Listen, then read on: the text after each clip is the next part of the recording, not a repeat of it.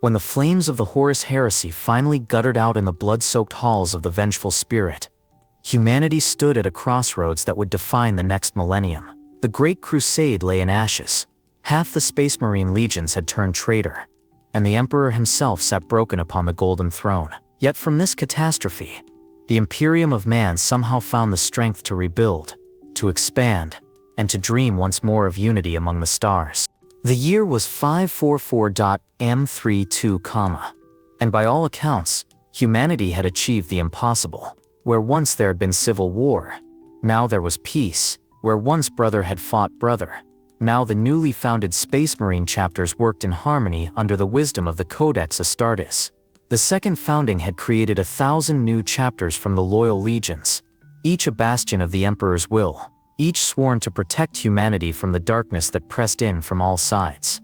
Terra itself had been rebuilt, its scars from the final siege carefully healed by the greatest architects and artisans the Imperium could muster. The Imperial Palace rose higher and more magnificent than ever before, its golden spires catching the light of soul and casting it across a world that had learned to hope again. The High Lords of Terra governed with unprecedented unity, their councils marked by cooperation rather than the bitter infighting that had once paralyzed Imperial decision-making. 10,000 worlds paid tribute to the Golden Throne, their taxes flowing in steady streams to fund the greatest military machine the galaxy had ever known. The Imperial Navy's battle fleets patrolled trade routes that spanned from one edge of the galaxy to the other, their captains reporting back tales of prosperity and expansion. New worlds were being discovered and brought into compliance at a rate that even the Great Crusade had never achieved. Forge worlds hummed with production, turning out weapons and equipment in quantities that dwarfed anything seen since the Dark Age of technology. The Adeptus Mechanicus had emerged from the heresy with renewed purpose, their forges working day and night to equip the Imperium's expanding forces. Ancient STC patterns thought lost forever were being rediscovered in the depths of Forge worlds, allowing for the production of weapons and technology that pushed the boundaries of what was thought possible. Titan legions walked the battlefields of the galaxy in numbers not seen since the days when the Emperor himself led the armies of Terra. Citizens across the Imperium looked up at the stars with confidence rather than fear. The chaos threat had been contained, pushed back into the Eye of Terror and held there by a wall of fortresses and watching fleets. The Xenos races that had once posed such dire threats during the Great Crusade seemed broken and scattered, reduced to minor pirates and raiders that the local PDF forces could handle without calling for aid from the Astartes. Archaeological expeditions were uncovering the ruins of the galaxy's ancient past, revealing secrets and technologies that promised to propel humanity to even greater heights. The warp itself seemed calmer, its storms less frequent and violent than they had been during the dark years of the heresy. Astropathic communication flowed freely between the worlds of the Imperium, allowing for coordination and cooperation on a scale that amazed even the most optimistic Imperial planners. Yet for all this apparent success, for all the signs of humanity's inevitable triumph over the galaxy's countless threats, there were those who looked upon the Imperium's golden age with growing unease. Deep in the archives of the Inquisition, classified reports spoke of disturbing patterns emerging from the galactic fringe, communications blackouts in sectors where no such problems should exist, trade vessels vanishing without trace in regions that had been peaceful for decades, patrol fleets filing their final reports and then disappearing into the void as if they had never existed at all. These incidents were dismissed by most as the inevitable cost of governing a galactic empire. Equipment failures, warp storms, pirate raids, all perfectly normal explanations for perfectly normal problems. The Imperium was vast beyond comprehension, and it was only natural that some small percentage of its ships and crews would be lost to the countless hazards of space travel. The High Lords had more pressing concerns than investigating every missing patrol or delayed cargo shipment.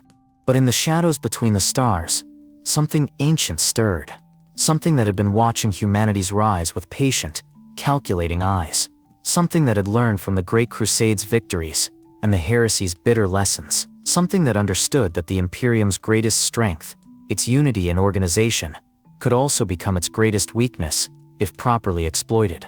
The first reports filtered in from the outermost reaches of Imperial space, where hardy colonists and military outposts maintained humanity's frontier against the unknown. Strange Xenos activity, they reported. Unprecedented coordination among species that had never shown such capability before. Technology that defied classification and tactics that suggested intelligence far beyond what the Imperium xenobiologists had previously documented. These reports were filed, cataloged, and largely ignored. The Imperium had dealt with countless Xenos threats over the millennia. From the Orc-Waz of the Great Crusade to the Eldar pirates that still haunted the webway, humanity had proven time and again that superior organization and technology could overcome any alien menace. The Space Marine chapters stood ready. The Imperial Guard numbered in the billions, and the Imperial Navy commanded the space lanes with unquestioned authority. What could possibly threaten an empire that had survived the Horus Heresy and emerged stronger than ever? What enemy could hope to stand against the combined might of 10,000 worlds, backed by the wisdom of the Primarchs and blessed by the Emperor's eternal vigilance? The Imperium of the 32nd millennium was humanity's greatest achievement. A civilization that spanned the galaxy and commanded resources beyond the dreams of ancient Terra. But greatness, as the ancients had warned, often carries within it the seeds of its own destruction. And somewhere in the dark spaces between the stars, those seeds were beginning to sprout. The galaxy of M32 bore little resemblance to the war-torn realm that had endured the Horus Heresy's devastation. Statistical analysis from the Administratum's vast archives painted a picture of unprecedented recovery and expansion. Where the Civil War had left 12 sectors completely depopulated, now 43 flourishing systems filled those same regions. Imperial Guard recruitment had reached levels exceeding even the Great Crusade's peak, with over 700 billion active personnel serving across the galaxy's countless battlefields and garrison worlds. The Space Marine chapters, born from the wisdom of Robot Guilliman's Codex Astartes, had proven the Primarch's vision of controlled expansion. Each chapter maintained its prescribed 1,000 warriors, but with nearly 1,000 chapters active across Imperial space, the Adeptus Astartes fielded close to 1 million Space Marines. Their gene seed remained pure, their training rigorous, and their loyalty beyond question. Chapter Masters reported completion rates for compliance actions that exceeded 97%. With most Xenos incursions being resolved within standard Terran months, rather than years. The Imperial Navy had undergone perhaps the most dramatic expansion. Pre-heresy records indicated approximately 12,000 active vessels of cruiser class or larger. By M32.400, that number had swollen to over 38,000, with countless escorts, system monitors and patrol craft bringing the total Imperial fleet strength to numbers that boggled comprehension. Shipyards across 500 forge worlds worked in constant shifts, their fabrication bays turning out new vessels at a rate of nearly 40 per Terran month. Trade flowed along routes that the Great Crusade's planners had only dreamed of establishing. The merchant fleet numbered in the hundreds of thousands, their cargo holds carrying the wealth of entire sectors to markets across the galaxy. Rogue trader dynasties, once few and jealously guarded in their privileges, now numbered in the thousands. Each granted warrants of trade to explore and exploit the galaxy's boundless riches. Their reports spoke of virgin worlds rich in resources, of compliant human populations eager to join the Imperial fold, and of Xenos threats so scattered and disorganized that a single company of Space Marines could pacify an entire sector. Yet beneath this golden facade, subtle signs suggested all was not as perfect as the statistics indicated. The rate of communication blackouts in frontier sectors had increased by 37% over the previous decade, though this was explained away as the natural result of expanding into regions where warp storms were more common. Equipment failure rates among exploration fleets showed a similar uptick, particularly in the galactic northeast, where ancient star charts marked vast regions as unexplored. More disturbing were the reports that filtered through Inquisition channels, carefully scrubbed of identifying details but consistent in their fundamental message. Xenos encounters were becoming more frequent, but more troubling was their changing nature. Where once Orc raiders had struck in chaotic, uncoordinated attacks that Imperial forces could easily predict and counter, now there were reports of systematic withdrawals, of careful reconnaissance, of tactics that suggested planning and forethought far beyond traditional greenskin capabilities. The Eldar, those ancient enemies of mankind, had grown strangely quiet. Their raids, once a constant source of irritation along the eastern fringe, had dwindled to almost nothing. Inquisitors who specialized in Xenos threats found this development more alarming than any increase in attacks would have been. The Eldar never acted without purpose, and their withdrawal from regions they had previously contested suggested they were focusing their attention elsewhere. Archaeological expeditions were uncovering disturbing evidence of ancient Xenos presence on worlds that Imperial records showed as uninhabited for millennia. Dig sites on 17 different worlds had revealed structures that showed signs of recent use, their architectural patterns suggesting a level of coordination between distant sites that should have been impossible for species that lacked faster-than-light communication.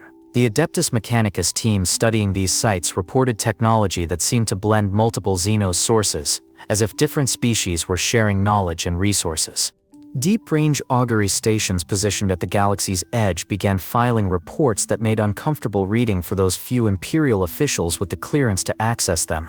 Long-range sensors designed to detect incoming threats were picking up massive gravity signatures moving through the void at speeds that suggested organized fleet movements. When investigation fleets were dispatched to these coordinates, they found nothing but empty space and the occasional debris field that defied identification. The pattern was subtle but consistent across dozens of sectors. Trade routes that had been stable for decades were experiencing increased piracy, but the pirates showed tactical sophistication that suggested military training. Planetary governors in frontier regions were requesting increased garrison forces, citing unspecified security concerns that their own PDF units were apparently unable to handle. Imperial Guard commanders noted that Xenos weapons recovered from battlefields were showing improvements in design and manufacture that implied systematic research and development. Most troubling of all were the reports from astropaths stationed at relay stations throughout the galaxy. The warp, which had seemed so much calmer since the heresy's end, was showing new disturbances. Not the chaotic storms associated with chaos incursions, but something different. Organized patterns of psychic activity that suggested coordination on a vast scale. Astropathic communications were beginning to experience interference from sources that didn't match any known warp phenomena. The few Imperial officials who had access to the complete picture found themselves facing a disturbing conclusion. The scattered incidents, the mysterious disappearances, the changing patterns of Xenos behavior, they all pointed to something that challenged the Imperium's fundamental assumptions about the galaxy's balance of power. The Imperium had grown strong by exploiting the divisions and chaos among its enemies, secure in the knowledge that no Xenos race possessed the unity and organization to pose an existential threat to human civilization. But what if that fundamental assumption was wrong? What if something was bringing the galaxy's scattered threats together under unified command? What if the Imperium's golden age of expansion and prosperity was not the result of human superiority, but rather the calm before a storm of unprecedented magnitude? By Mike 32.544, the most classified reports reaching Terra carried a single terrifying implication. The Imperium might not be alone in its mastery of galactic-scale organization and logistics. Somewhere in the darkness beyond the furthest Imperial outposts, something was building an empire of its own. The transformation began in the galactic northeast, in sectors so remote that their names appeared only in the most comprehensive star charts. Here, among systems that served as little more than refueling stops for the hardiest rogue traders, the first signs of something unprecedented emerged from the cosmic background noise of routine Xenos activity. Imperial Guard Colonel Malthorn of the Vostroyan Firstborn filed what would later be recognized as the first confirmed report of organized Xenos activity on a scale that defied all previous classifications. His regiment had been dispatched to investigate the silence from Kepler's world, a mining colony that had missed 3 consecutive tithe shipments. What they found challenged everything the Imperium thought it knew about Xenos tactical capabilities. The colony hadn't been destroyed in the chaotic, wasteful manner typical of Orc raids. Instead, it had been systematically dismantled, its industrial facilities carefully removed rather than simply demolished. The civilian population had been evacuated rather than slaughtered, though to where remained a mystery. Most disturbing of all, the planetary defense grid had been bypassed using technical knowledge that suggested detailed study of Imperial fortification methods. Similar reports began filtering in from across a dozen sectors. The pattern was consistent and terrifying in its implications. Someone was conducting systematic intelligence-gathering operations against Imperial installations. Mining worlds were being stripped of their equipment and personnel with surgical precision. Agricultural planets were losing their populations without any signs of the mass slaughter that typically accompanied Xenos raids. Even fortress worlds found their outer defenses probed by enemies who seemed to understand Imperial defensive doctrine better than many Imperial commanders. The Departamento Munitorum's logistics divisions began reporting unprecedented strain on supply lines serving frontier regions. Demand for ammunition, replacement equipment, and reinforcement personnel had increased by over 400% in affected sectors. Yet casualty reports remained surprisingly low, suggesting that Imperial forces were facing an enemy that preferred to avoid direct confrontation while achieving strategic objectives through other means. Admiral Crassus of Battlefleet Obscurus submitted a report that would circulate among the highest levels of Imperial command for months before its implications were fully understood. His patrol fleets had encountered Xenos vessels of unknown configuration operating in coordinated formations that suggested a single commanding intelligence. These ships employed tactics that combined the best elements of multiple Xenos species, Eldar-like speed and maneuverability, Dark Eldar precision in targeting Imperial weaknesses, and something else entirely, a scale of organization that exceeded anything in Imperial records. The breakthrough in understanding came when Interrogator Vex of the Ordo Xenos managed to capture a survivor from one of these mysterious raids. The prisoner was an orc, but unlike any greenskin that Imperial xenobiologists had previously studied, this specimen displayed cognitive abilities that approached human levels, could communicate in fluent Gothic, and demonstrated knowledge of Imperial military doctrine that should have been impossible for a member of its species to acquire. Under interrogation, the orc spoke of concepts that redefined Imperial understanding of greenskin society. It described a hierarchy based not on pure physical dominance, but on a combination of strength, intelligence, and tactical acumen. It referenced educational institutions where orcs studied captured Imperial equipment and tactical manuals. Most shocking of all, it spoke with genuine reverence of a leader it called simply the Beast, an orc of such unprecedented capability that it had united tribes across multiple sectors under a single banner. The implications sent shockwaves through the Adeptus Terra. Orcs had always been dismissed as a manageable threat precisely because of their inability to maintain large-scale organization for extended periods. Their natural aggression and competitive instincts ensured that any significant orc force would eventually fragment into competing factions. But if this prisoner's claims were accurate, something had fundamentally changed in greenskin society.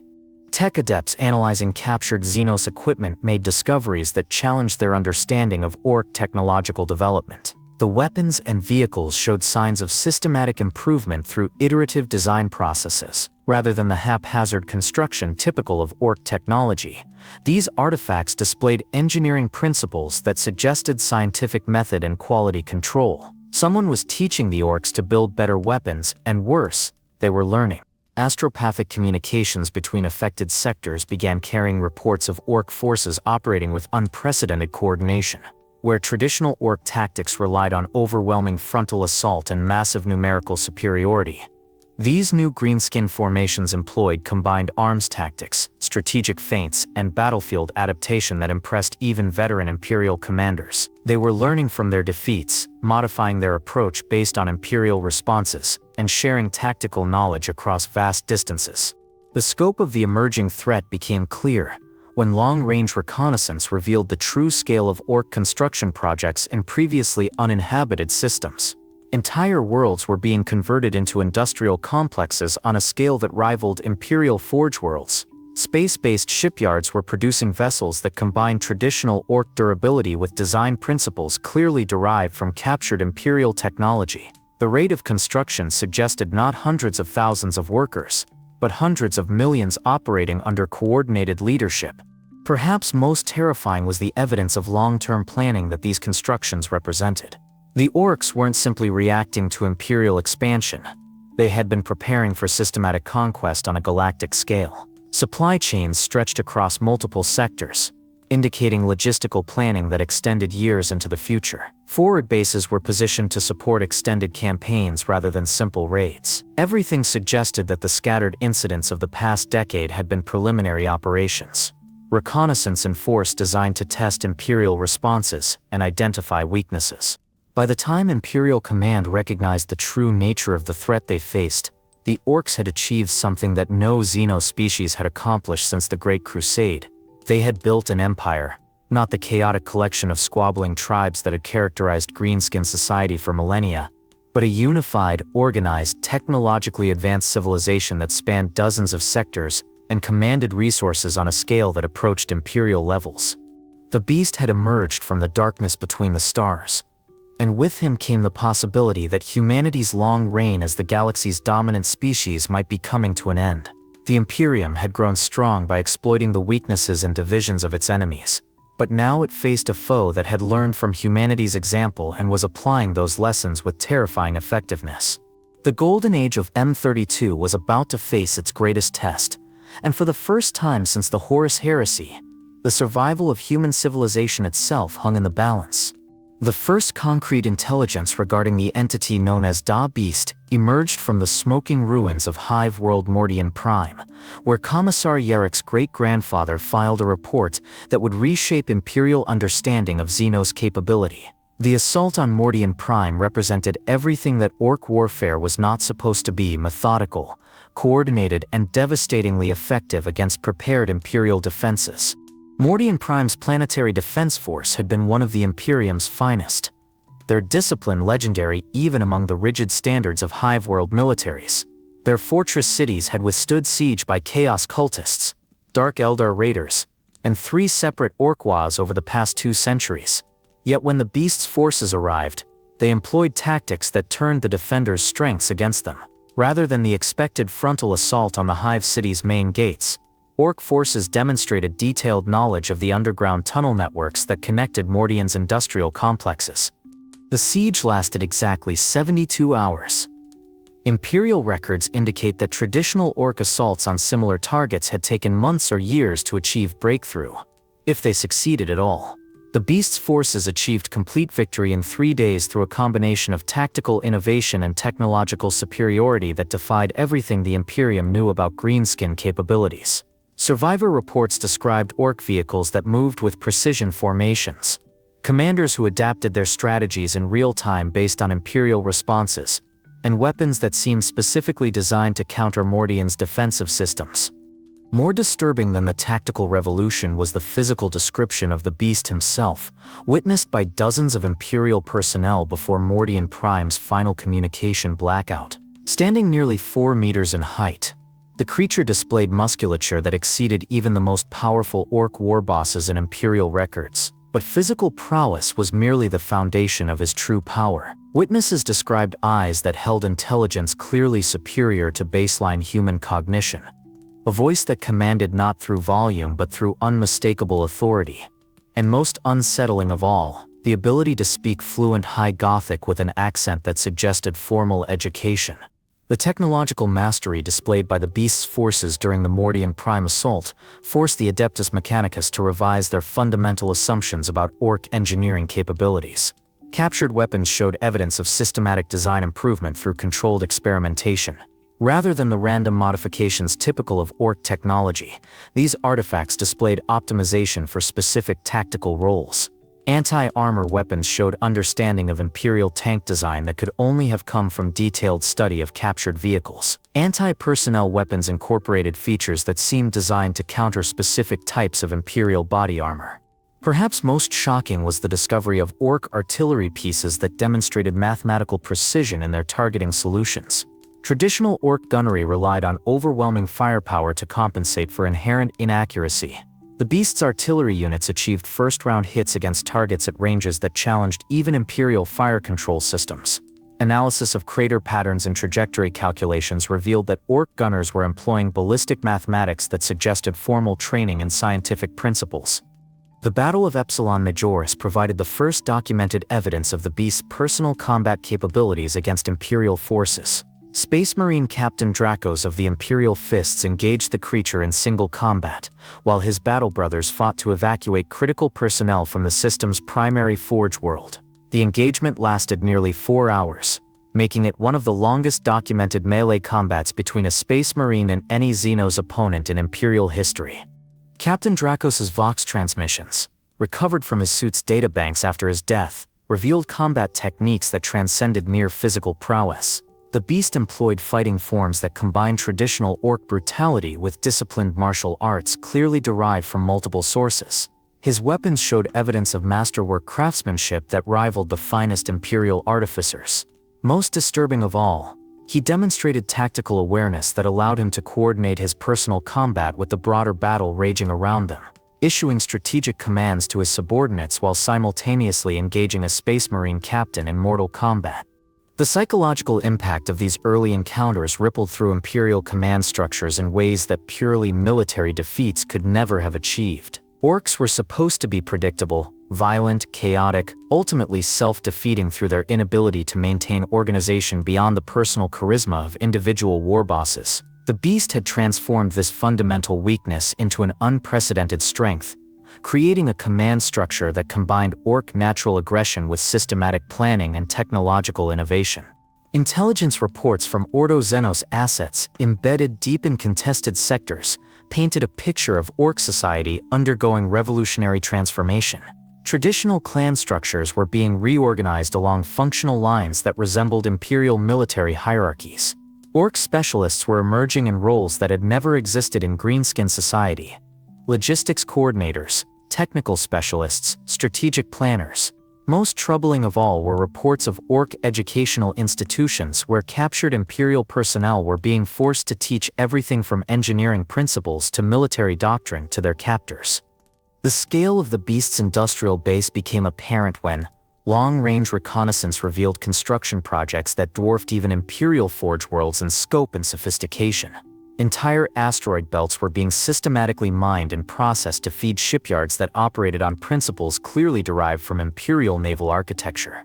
The vessels emerging from these facilities retained orc durability and firepower while incorporating design features that addressed traditional greenskin technological weaknesses. Admiral Kuranos of Battlefleet Solar filed what became known as the Kuranos Memorandum, a classified assessment that reached the highest levels of Imperial command. His analysis concluded that the beast's forces were not simply another orc Waa, operating on an unusually large scale. They represented a fundamental evolution in Xenos capability that posed an existential threat to Imperial civilization. The memorandum's most chilling passage predicted that if current trends continued, orc technological advancement would achieve parity with Imperial capabilities within a decade. The beast's psychological warfare capabilities proved as sophisticated as his military innovations. Captured Imperial personnel reported systematic interrogation techniques that extracted not just tactical information, but detailed intelligence regarding Imperial culture, politics, and administrative procedures.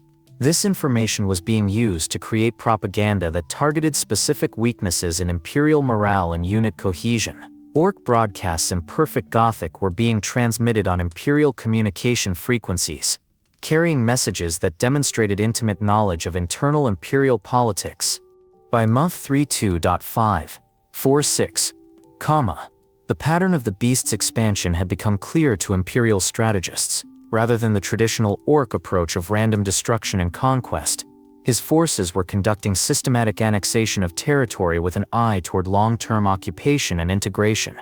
Conquered worlds were not being stripped and abandoned, but converted into productive components of an expanding orc empire. Human populations were being preserved and forced into service roles that suggested planning for permanent orc administration. The most disturbing intelligence came from deep-cover Inquisition operatives who reported that the beast was actively studying Imperial administrative methods and adapting them for orc use. Bureaucratic structures were being established to manage conquered territories. Supply chains were being optimized using principles clearly derived from Imperial logistics doctrine. Tax collection systems were being implemented that generated resources for continued military expansion while maintaining local productivity levels. The implications were staggering. For the first time since the Great Crusade, humanity faced a Xenos opponent that not only matched Imperial military capability, but was actively learning from and improving upon Imperial organizational methods. The beast had achieved something that Chaos, with all its supernatural power, had failed to accomplish during the Horus Heresy: the creation of a rival civilization that could compete with the Imperium on equal terms across every dimension of galactic power. The Golden Age of M32 had produced humanity's greatest enemy, and that enemy wore the face of the species that Imperial doctrine had always dismissed as the least capable of sustained organization. The beast had turned the Imperium's greatest advantage, its systematic approach to galactic domination, into the template for humanity's potential destruction. The Imperium of M32 stood as humanity's greatest achievement since the Dark Age of technology, its foundations built upon lessons learned from both triumph and catastrophe. The careful reforms instituted after the Horus Heresy had created governmental structures designed to prevent the concentration of power that had enabled Warmaster Horus's rebellion, while maintaining the unity necessary to govern a galactic empire. The Council of Terra operated through a system of checks and balances that ensured no single individual could wield the absolute authority that had nearly destroyed human civilization. Space Marine organization represented the perfect synthesis of military effectiveness and political stability. The Codex Astartes had divided the ancient legions into chapters of precisely 1,000 warriors, each independent enough to resist corrupting influences while remaining small enough to avoid threatening imperial authority. Gene seed purity protocols ensured that each new generation of Space Marines remained loyal to their Primarch's legacy and the Emperor's vision. Training regimens had been standardized across all chapters, creating a force that combined individual excellence with perfect tactical coordination. The Imperial Navy had achieved unprecedented technological sophistication through systematic research and development programs that spanned centuries. Battleships of the Retribution class carried weapons that could crack continental plates, while their void shields could withstand direct hits from orbital defense platforms. Cruiser squadrons numbering in the hundreds patrolled trade routes that generated wealth beyond the dreams of ancient Terra. The navigator houses had perfected warp travel to the point where journey times between distant sectors had been reduced by nearly 40% compared to Great Crusade standards. Forge worlds across the galaxy hummed with productivity that would have amazed even the tech priests of the 30th millennium. Standard template construct patterns thought lost forever had been recovered from deep archives and archaeological expeditions. Titan legions walked the battlefields of the galaxy in numbers that exceeded even the Great Crusade's peak, their war machines incorporating improvements that made them deadlier than ever before. The Adeptus Mechanicus had achieved a renaissance of innovation within the bounds of orthodox doctrine, creating weapons and equipment that pushed the boundaries of what was considered possible. Yet even as the Imperium reached these heights of achievement, the Beast was building a rival civilization that would surpass human accomplishments in ways that challenged every assumption about Xenos limitations. Deep in the galactic northeast, Orc society was undergoing a transformation that exceeded even the radical changes that had created the Imperium itself. Traditional tribal structures based on simple dominance hierarchies were being replaced by sophisticated organizational systems that combine natural orc aggression with systematic planning and resource allocation. The Beast's personal achievements transcended anything in recorded Xenos history. Standing at the apex of a society that had never produced strategic thinkers, he had somehow acquired knowledge that encompassed everything from advanced engineering principles to political theory to military science at levels that impressed even imperial experts. His ability to unite traditionally fractious orc clans under unified command had created a power base that spanned multiple sectors and commanded resources measured in the trillions of tons of processed materials. More impressive than his individual capabilities was the Beast's systematic transformation of orc technological capability. Where greenskin science had always been intuitive and haphazard, the Beast had introduced research methodologies that produced consistent measurable improvements in weapons and equipment. Orc engineers were conducting controlled experiments, analyzing failure modes, and implementing design changes that addressed specific performance deficiencies. The rate of technological advancement in Beast-controlled territory exceeded Imperial innovation by factors that suggested access to knowledge sources beyond orc capability. The organizational revolution that the Beast had achieved among his followers defied everything Imperial xenobiologists understood about greenskin psychology. Orcs who had spent their entire evolutionary history fighting each other for dominance were now cooperating in massive construction projects that required coordination between millions of individuals. Supply chains stretched across multiple star systems, indicating logistical planning that projected years into the future. Resource allocation was being optimized through mathematical analysis that produced efficiency rates approaching Imperial standards. Perhaps most disturbing was the evidence that the Beast was conducting systematic intelligence operations against the Imperium itself.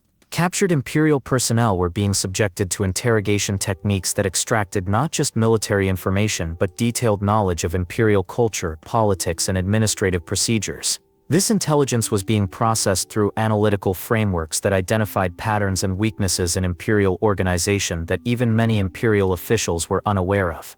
The beast's industrial base had grown to rival the greatest Imperial forge worlds in both scale and sophistication. Entire star systems had been converted into manufacturing complexes that operated according to production principles clearly derived from Imperial methods but optimized for Orc physiology and cultural preferences. Quality control systems ensured that Orc weapons and equipment met specifications that exceeded traditional greenskin standards by orders of magnitude. Research and development facilities were producing innovations that suggested access to scientific knowledge that should have been beyond any Xenos capability. The strategic depth that the beast had achieved in his territorial expansion demonstrated planning capabilities that transcended anything in recorded Orc history. Forward bases were positioned to support extended campaigns that could last decades. Communication networks linked distant outposts through methods that ensured coordination across galactic distances. Defensive preparations incorporated lessons learned from centuries of Imperial fortress design, creating strongholds that could withstand siege by forces equipped with the most advanced Imperial weapons. Most ominously, intelligence reports suggested that the beast was studying Imperial governmental structures with an eye toward implementing similar systems within his own territory. Administrative hierarchies were being established that could manage conquered populations without the constant personal intervention that traditional Orc leadership required. Tax collection systems were being implemented that generated resources for continued expansion while maintaining local productivity levels that actually exceeded pre-conquest baselines in some regions. The cultural transformation that the beast had achieved among his followers represented perhaps his greatest accomplishment. Orcs who had never demonstrated interest in anything beyond immediate gratification were now engaged in long-term projects that required sustained effort over periods measured in years or decades. Educational institutions had been established where Orcs studied subjects ranging from mathematics to history to political theory. Most shocking of all, merit-based promotion systems were creating leadership hierarchies based on competence rather than simple physical dominance. By Myth 32.550, Imperial intelligence analysts were forced to confront a reality that challenged every assumption about the nature of galactic civilization. The beast had achieved something that even the Emperor himself had never accomplished: the complete transformation of a species' fundamental nature. Where humanity had required tens of thousands of years to evolve from barbarism to galactic empire, the beast had guided Orc society through a comparable transformation in mere decades. The implications were staggering. If the beast could accomplish such fundamental changes in Orc nature, what other limitations might prove to be merely assumptions rather than natural laws? The Imperium had always justified its dominance through claims of human superiority in organization, technology, and strategic thinking. But the beast was proving that these advantages were not inherent to humanity. They could be learned, adapted, and potentially exceeded by any species with sufficient intelligence and determination. The golden foundations of Imperial civilization suddenly seemed far more fragile than anyone had imagined.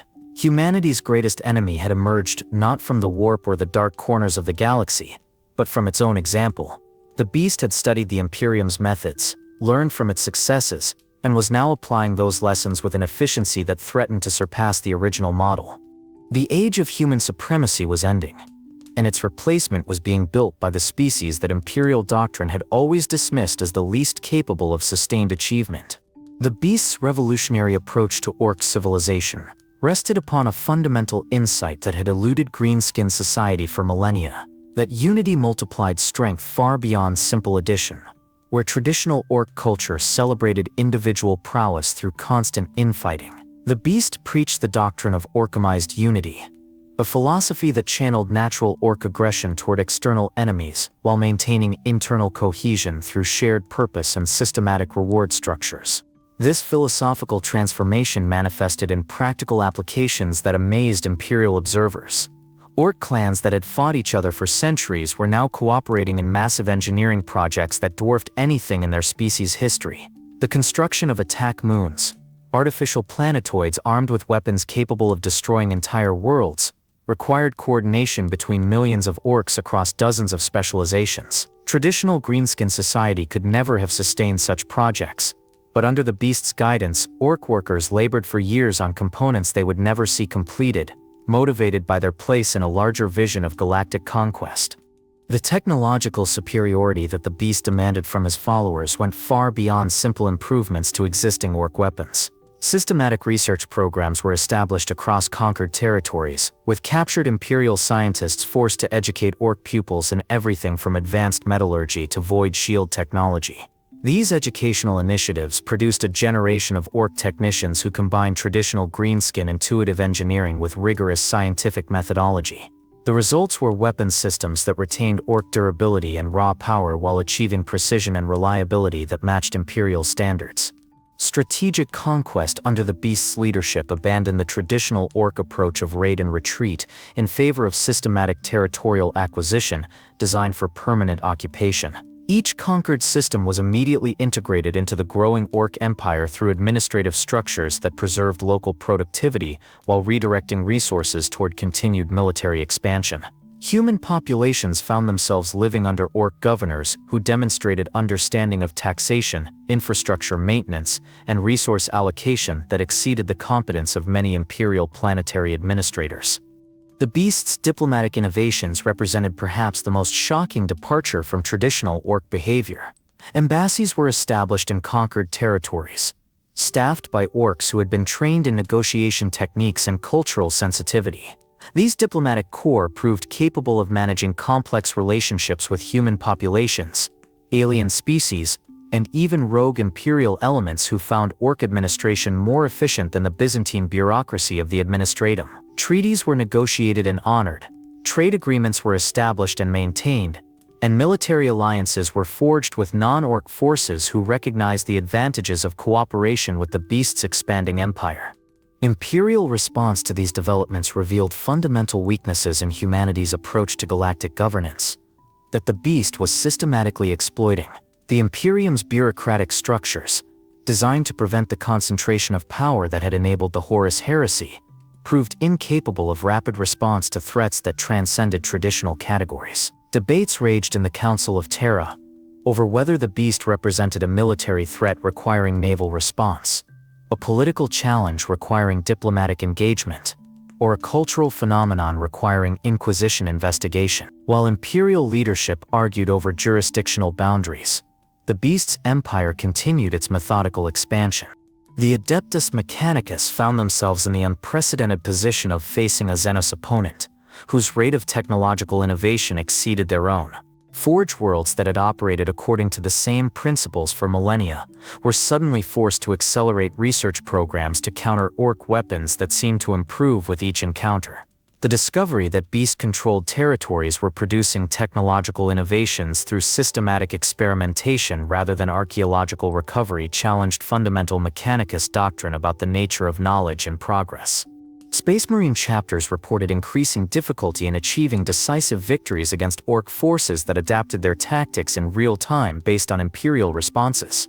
The Codex Astartes, which had provided tactical solutions for every conceivable combat scenario, proved inadequate against enemies who learned from each engagement and modified their approaches accordingly. Chapter masters found themselves fighting opponents who understood Space Marine doctrine better than many of their own battle brothers, having studied captured Imperial training materials with scientific rigor. The Imperial Navy faced the most immediate and devastating impact of the beast's technological revolution.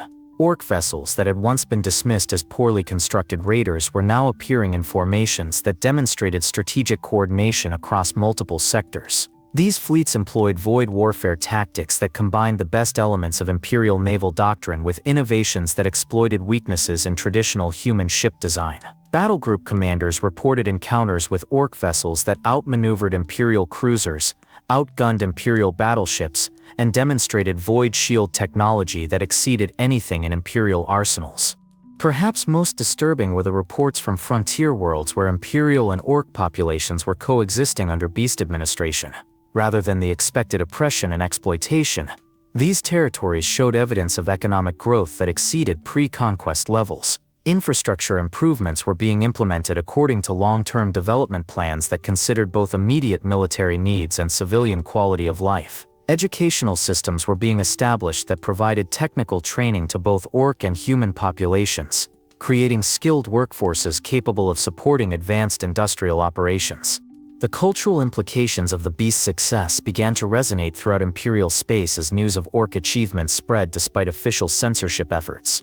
Human populations that had endured centuries of grinding taxation and bureaucratic incompetence began to question whether Imperial rule truly represented the best possible form of government. Planetary governors reported increasing incidents of civil unrest, motivated not by chaos, corruption, or Xenos infiltration, but by simple desire for the efficiency and prosperity that beast-controlled territories seemed to enjoy.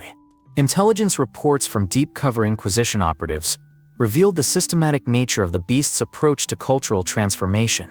Orc society was being restructured according to principles that maximize both individual satisfaction and collective productivity. Traditional greenskin hierarchies based on physical dominance were being supplemented by merit-based advancement opportunities that rewarded innovation, leadership, and technical expertise. The result was a civilization that retained Orc natural advantages in strength and aggression while developing human-level capabilities in organization and planning. The beast's expansion methods proved particularly effective against Imperial defensive strategies that had been designed to counter traditional Xenos threats. Rather than the expected pattern of violent conquest followed by resource extraction and withdrawal, Orc forces were establishing permanent presence in conquered territories and immediately beginning improvement projects that enhanced local capabilities. This approach made reconquest extremely difficult, as Imperial forces found themselves fighting to reclaim territories that were often more prosperous and better defended under Orc administration than they had been under Imperial rule. The theological implications of the beast's achievements created unprecedented challenges for the Imperial cult and the Adeptus Ministorum. Fundamental doctrines regarding human superiority and the Emperor's divine plan for galactic domination were being challenged by empirical evidence of Xenos success that exceeded Imperial accomplishments. Ecclesiastical authorities struggled to maintain faith among populations that could see clear examples of non-human governance producing results that surpassed anything the Imperium had achieved in their lifetimes. By Mem 32.5.52, the pattern of the beast's influence had extended far beyond the territories under direct Orc control. Other Xenos species were beginning to adopt organizational methods and technological approaches pioneered by the beast's empire. Elder craft worlds that had maintained isolation for millennia were establishing diplomatic contact with Orc representatives. Tau expansion fleets were modifying their tactics based on observations of beast military innovations. Even some human rogue trader dynasties were entering into commercial relationships with Orc territories, finding them more profitable and reliable than traditional Imperial trade routes. The incident at Mordian Prime would demonstrate that the beast's influence had progressed far beyond simple military conquest or technological achievement. The systematic study of Imperial weaknesses had identified vulnerabilities in human civilization that went to the very heart of what it meant to be the dominant species in the galaxy. The initial anomalies appeared so gradually that they were dismissed by Imperial authorities as statistical noise in the vast machinery of galactic governance. Communication delays between frontier sectors and Terra increased by an average of 11% over the course of M32.551, but this fell within acceptable parameters for an expanding empire dealing with increased warp storm activity. Equipment failure rates among exploration fleets rose by 7%, but such fluctuations were common when pushing into regions where maintenance facilities were scarce and supply lines stretched to their limits. More troubling were the subtle changes in the behavior of Imperial personnel who had served in sectors where Orc activity was increasing. Medical examinations revealed no signs of physical corruption or psychic contamination. Yet these individuals displayed alterations in their professional conduct that defied easy explanation.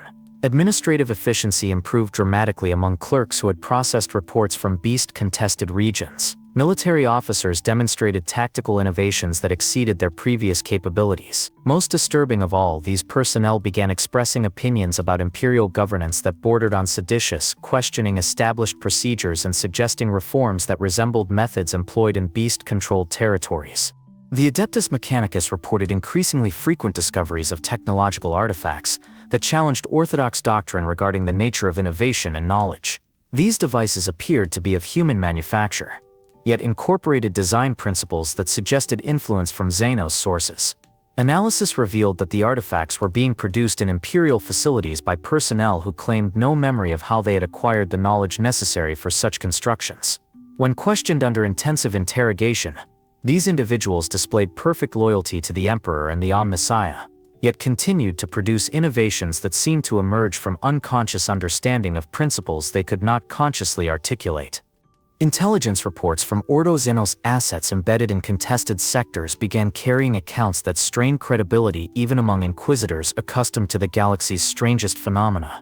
Imperial Guard regiments were achieving tactical successes against Orc forces through the employment of strategies that their commanders had never studied and could not explain when debriefed. Space Marine chapters were modifying their battle tactics in ways that violated Codex Astartes doctrine. Yet these innovations consistently produced superior results against beast forces. When challenged by chaplains regarding these deviations, the Marines expressed confusion about why they had adopted the new methods, claiming that the tactical modifications had simply seemed obviously correct in the moment. The pattern of inexplicable knowledge transfer accelerated throughout M32.552, affecting Imperial personnel across every level of the military and administrative hierarchy. Planetary governors began implementing administrative reforms that dramatically improved local efficiency, yet could not identify the source of their inspiration for these changes. Naval officers developed void warfare tactics that proved devastatingly effective against Orc fleets, despite having no formal training in the theoretical principles underlying their innovations. Most ominously, these improvements consistently involved approaches that resembled methods observed in beast-controlled territories. Astropathic communication networks began experiencing interference patterns that defied conventional analysis. Messages transmitted between Imperial facilities were arriving with subtle alterations that improved their clarity and effectiveness. Yet no psychic explanation could be found for these modifications. More disturbing were reports of astropaths receiving information that proved accurate despite having no identifiable source. Strategic intelligence regarding Orc movements and capabilities was somehow reaching Imperial commanders through channels that existed outside the established communication hierarchy. The Inquisition's attempts to investigate these phenomena encountered systematic obstacles that suggested coordination between apparently unconnected incidents. Personnel who displayed signs of unexplained knowledge transfer would be reassigned to different duties before investigators could complete their examinations. Documentary evidence of anomalous innovations would disappear from archives, leaving investigators unable to establish clear patterns of corruption. Most frustrating of all, subjects of investigation consistently demonstrated perfect loyalty to the Emperor and the Imperium, making it impossible to classify their behavior as heretical despite its clearly anomalous nature. Medical analysis of affected personnel revealed physiological changes that were so subtle they bordered on the undetectable. Brain scans showed increased neural activity in regions associated with pattern recognition and strategic thinking.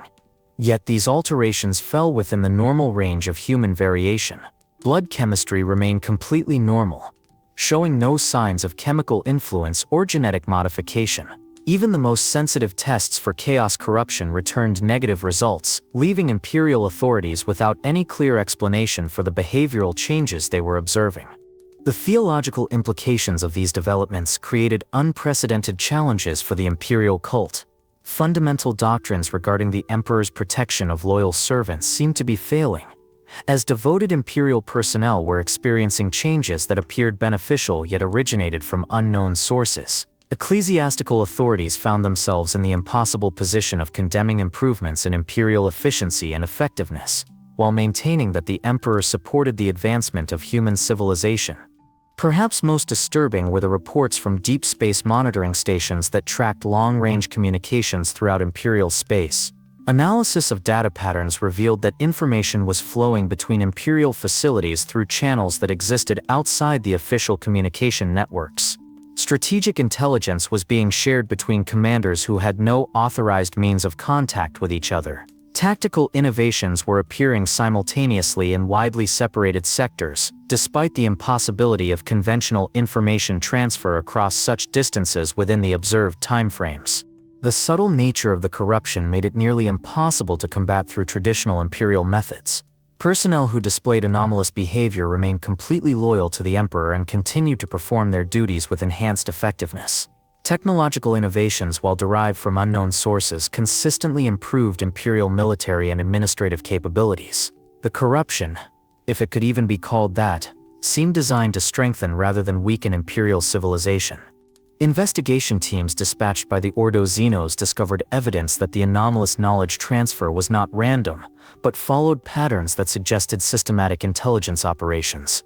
The information being disseminated was specifically chosen to improve Imperial responses to beast forces, as if someone with intimate knowledge of both Imperial and Orc capabilities was providing guidance designed to optimize human performance in the coming conflict. This revelation raised disturbing questions about the source of the intelligence and the motivations behind its distribution. The failed explanations offered by Imperial authorities revealed the inadequacy of existing doctrine to address threats that transcended traditional categories. Chaos corruption could be detected through established methods and countered with proven techniques. Xenos infiltration left physical evidence that could be analyzed and traced, but the phenomenon affecting Imperial personnel left no detectable traces yet produced measurable improvements in capability and effectiveness that seemed designed to benefit rather than harm human interests. As May 32.553 dawned, Imperial Command was forced to confront a possibility that challenged every assumption about the nature of the beast's threat.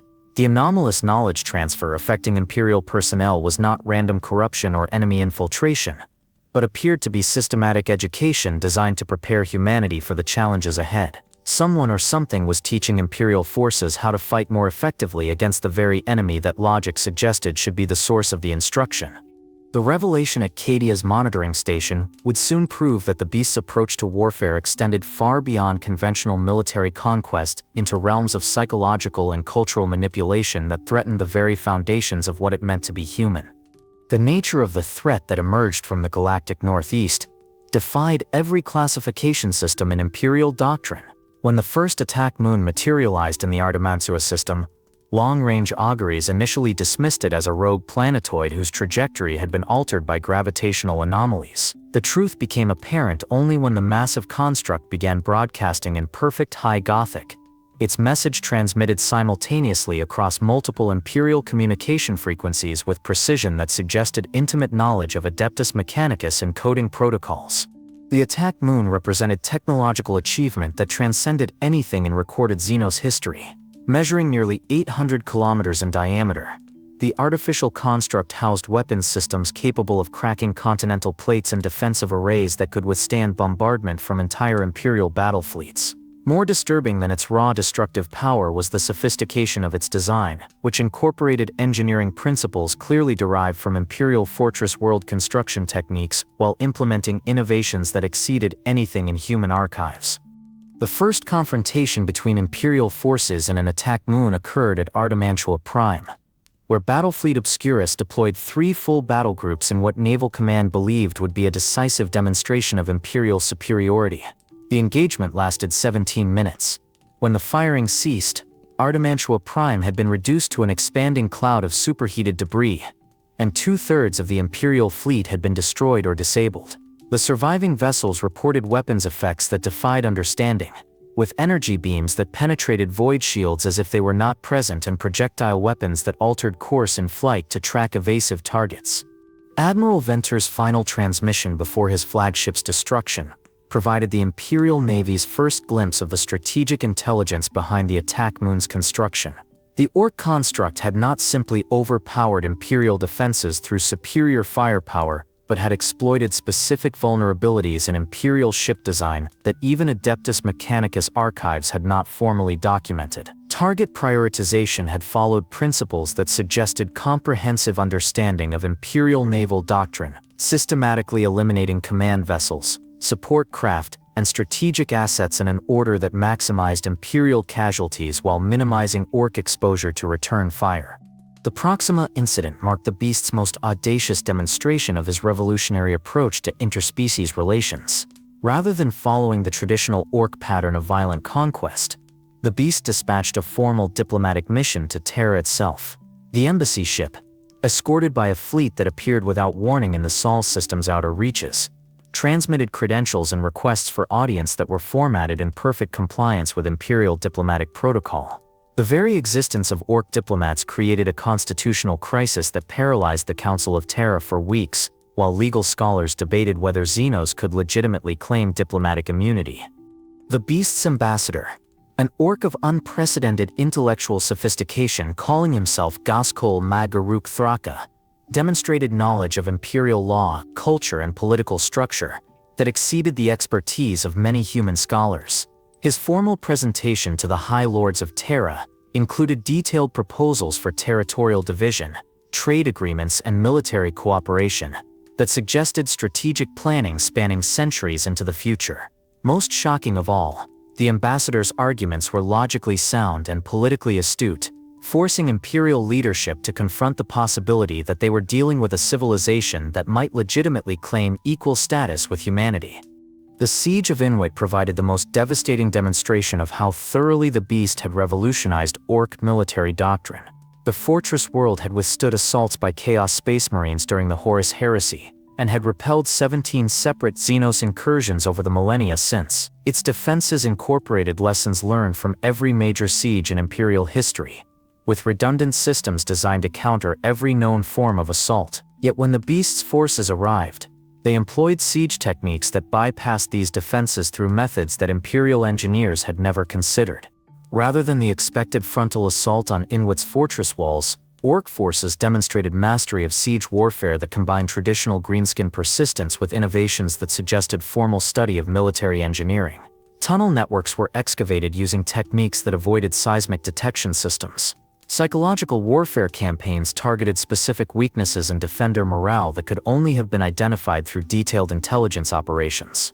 Most ominously, the siege proceeded according to a precise timetable that suggested the Orcs had calculated exactly how long each phase of the assault would require. The naval battle of Hydrafor marked the Imperial Navy's first encounter with the full scope of the beast's technological revolution.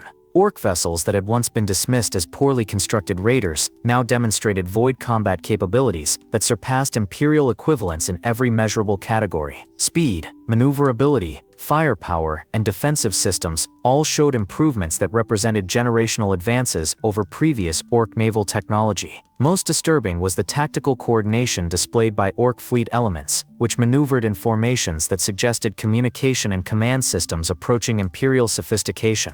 Fleet Admiral Crassus's tactical analysis, transmitted moments before his flagship's destruction, revealed that Orc naval innovations had been specifically designed to counter Imperial void warfare doctrine. Weapon systems targeted known vulnerabilities in Imperial ship design with precision that suggested extensive study of captured vessels. Electronic warfare capabilities disrupted Imperial communication and sensor systems through methods that exploited specific technical specifications that should have been classified beyond Xenos access. The Orcs were not simply building better ships, they were building ships specifically optimized to kill Imperial vessels. The escalating conflict revealed strategic coordination between Orc forces across multiple sectors that defied everything Imperial xenobiologists understood about greenskin psychology. Attack moons appeared simultaneously in 7 different star systems, their assaults timed to maximize Imperial confusion and prevent effective resource allocation.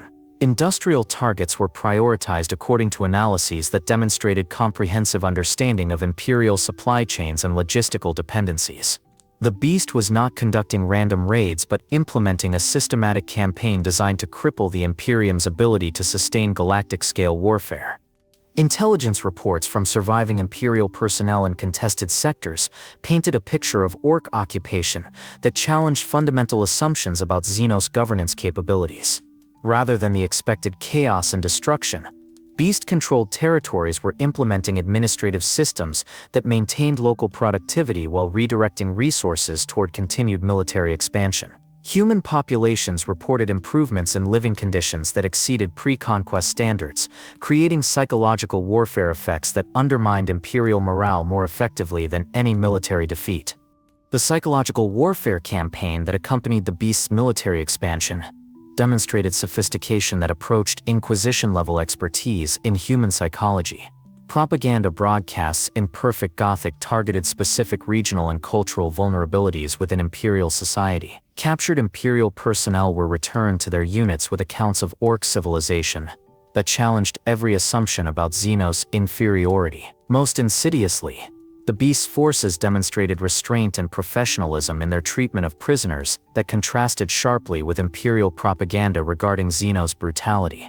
Alliance formation between the beast's empire and other Xenos species represented perhaps the most strategically significant development in the expanding conflict.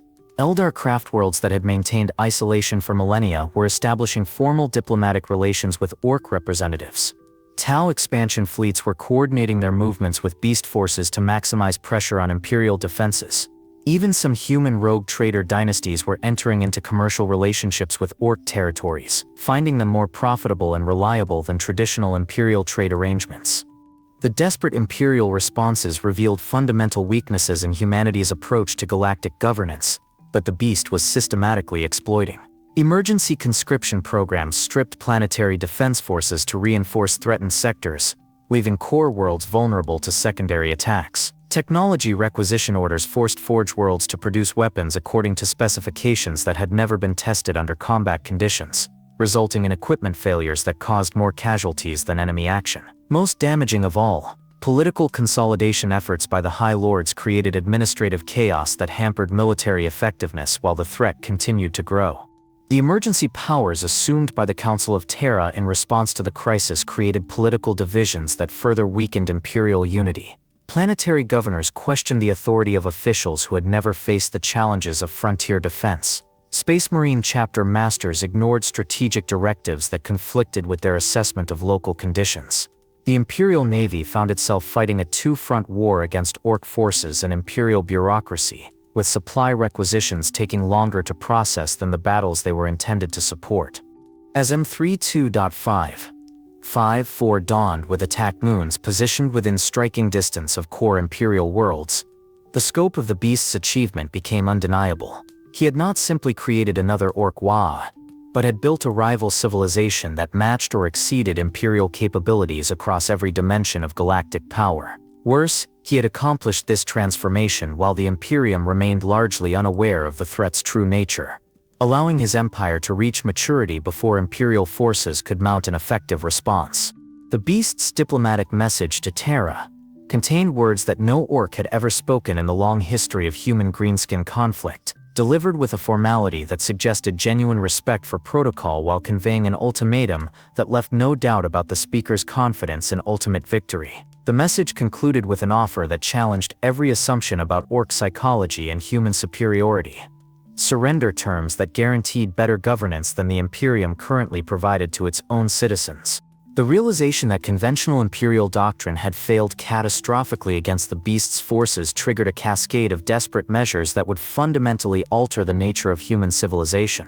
The Codex Astartes, that sacred text which had governed Space Marine operations for 5 centuries, was quietly abandoned by chapter masters, who recognized that tactical orthodoxy meant certain death against enemies who had studied every page of Guilliman's masterwork. The Aurora chapter became the first to formally adopt combined arms tactics that integrated Space Marine units with Imperial Guard formations, creating hybrid battle groups that violated every principle of traditional Astartes deployment.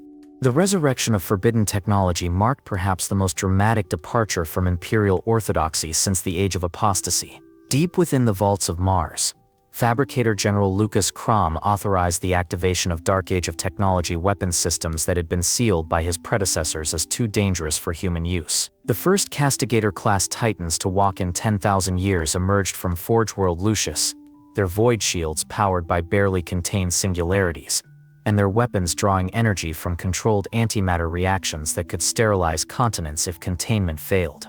These mechanical monstrosities represented humanity's most desperate gamble against the beast's technological superiority. Standing nearly 200 meters tall, the Castigator Titans carried weapons that had been designed to fight wars between star systems rather than on planetary surfaces. Their deployment required evacuation of entire sectors to prevent collateral damage. Yet even these god machines proved insufficient against attack moons, whose defensive systems absorbed planet-killing energy beams without apparent strain. The Ordo Xenos found itself in the unprecedented position of authorizing formal military cooperation with species that Imperial doctrine classified as existential threats to human survival. Eldar Farseers were consulted regarding strategic planning, their prophetic abilities providing intelligence that conventional Imperial methods could not obtain. Dark Eldar raiding parties were equipped with Imperial weapons and deployed against beast supply lines, their intimate knowledge of torture and terror proving effective against Orc personnel who seemed immune to conventional psychological warfare. Most shocking of all were the secret negotiations with Chaos Space Marine warbands who retained enough hatred for Xenos to temporarily set aside their opposition to Imperial rule. The Alpha Legion provided intelligence regarding infiltration techniques that had proven effective against Orc security measures. Iron Warrior's siege specialists shared expertise in fortress warfare that helped Imperial engineers design defenses capable of withstanding attack moon bombardment. These alliances violated every principle of Imperial faith and law, yet desperate circumstances had reduced Imperial leadership to accepting aid from any source that offered hope of survival. The Assassinorum received authorization for operations that exceeded even their traditionally broad mandate. Entire temples were committed to single missions against beast installations, with Eversur assassins modified beyond recognition by chemical enhancement programs that turned them into living weapons of mass destruction. Calexis assassins were deployed in formations rather than as individuals, their combined psychic nullification effects creating dead zones in the warp that disrupted Orc coordination across entire sectors. The Temple of the Vanus Clade orchestrated information warfare campaigns that attempted to recreate among Orc forces the factional divisions that had historically limited greenskin effectiveness. Vindicare assassins equipped with weapons that violated the fundamental laws of physics stalked beast commanders across multiple star systems. Their rifles fired projectiles that existed in quantum superposition until the moment of impact, making them impossible to defend against through conventional means. Even these impossible weapons proved inadequate against targets who seemed to anticipate attacks that had not yet been authorized, suggesting intelligence capabilities that exceeded anything in Imperial experience. The most ambitious assassination attempt involved the deployment of an entire Officio Assassinorum strike force led by the legendary Venenum Temple Master Vox.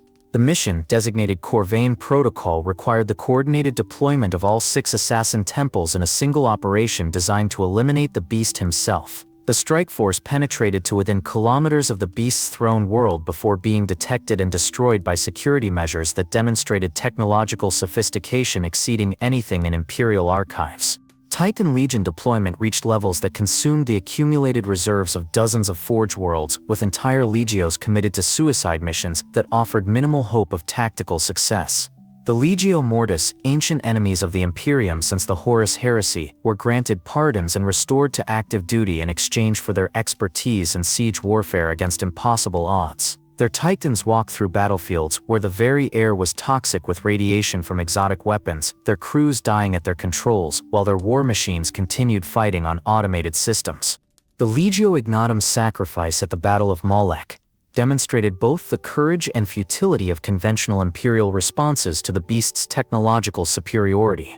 47 Titans of various classes advanced across terrain that had been converted into a trap by Orc engineers who understood the tactical doctrine governing Titan deployment. Energy weapons that ignored void shields systematically disabled the war machines while their crews struggled to understand how their most advanced defenses had been rendered useless by enemies who should not have possessed such knowledge. Warp travel became increasingly perilous, as Imperial navigator houses pushed their psychic abilities beyond safe limits in desperate attempts to outmaneuver beast forces.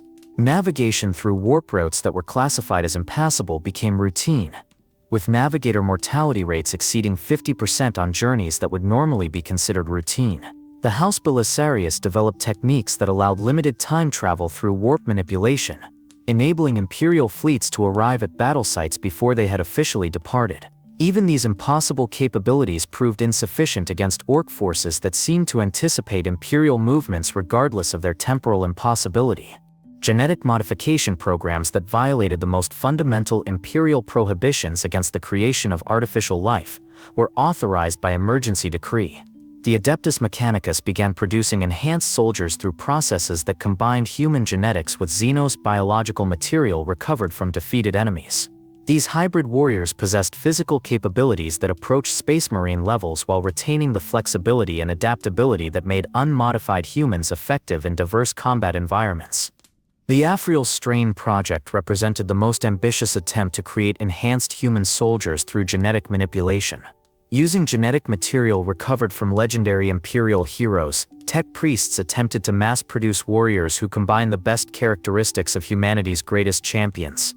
The first generation of Afriel Strain soldiers showed promise that exceeded all expectations, but subsequent generations displayed increasingly severe genetic instabilities that suggested fundamental flaws in the enhancement process. Perhaps most disturbing were the reports of Imperial personnel who had achieved remarkable improvements in capability through methods that could not be identified or replicated. These individuals displayed tactical knowledge that exceeded their training, technological expertise that surpassed their education, and strategic insight that suggested access to information sources beyond Imperial classification levels. Medical examination revealed no signs of genetic modification or chemical enhancement, yet their performance consistently exceeded baseline human capability by margins that bordered on the supernatural.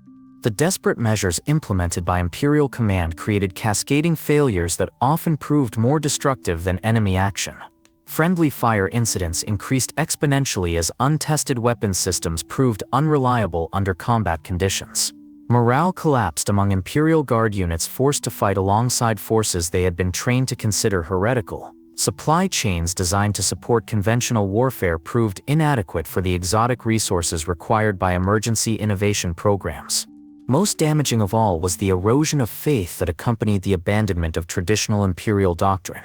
Citizens who had been taught that the emperor's protection ensured imperial superiority found themselves facing enemies who demonstrated clear technological and organizational advantages over human forces. The imperial cult struggled to maintain religious unity while imperial leadership openly violated the fundamental principles upon which the faith was based. The point of no return arrived when long-range sensors detected attack moon formations massing in the outer reaches of the Sol system itself. Terra, humanity's birthworld and the symbolic heart of imperial civilization, was directly threatened for the first time since the Horus Heresy. The desperate innovations that had failed to stop the beast's advance across the galaxy would face their ultimate test in defense of the species' most sacred ground. The preparation for Terra's defense required the implementation of measures that would transform the Imperial Palace into a fortress more formidable than any in human history, while simultaneously preparing for direct assault on the beast's stronghold in a final gambit that represented humanity's last chance for survival against an enemy who had proven superior in every conventional measure of military capability. The internal fracturing of imperial unity began not with military defeat or external pressure, but with the suffocating weight of institutional paralysis that had accumulated over 5 centuries of bureaucratic expansion.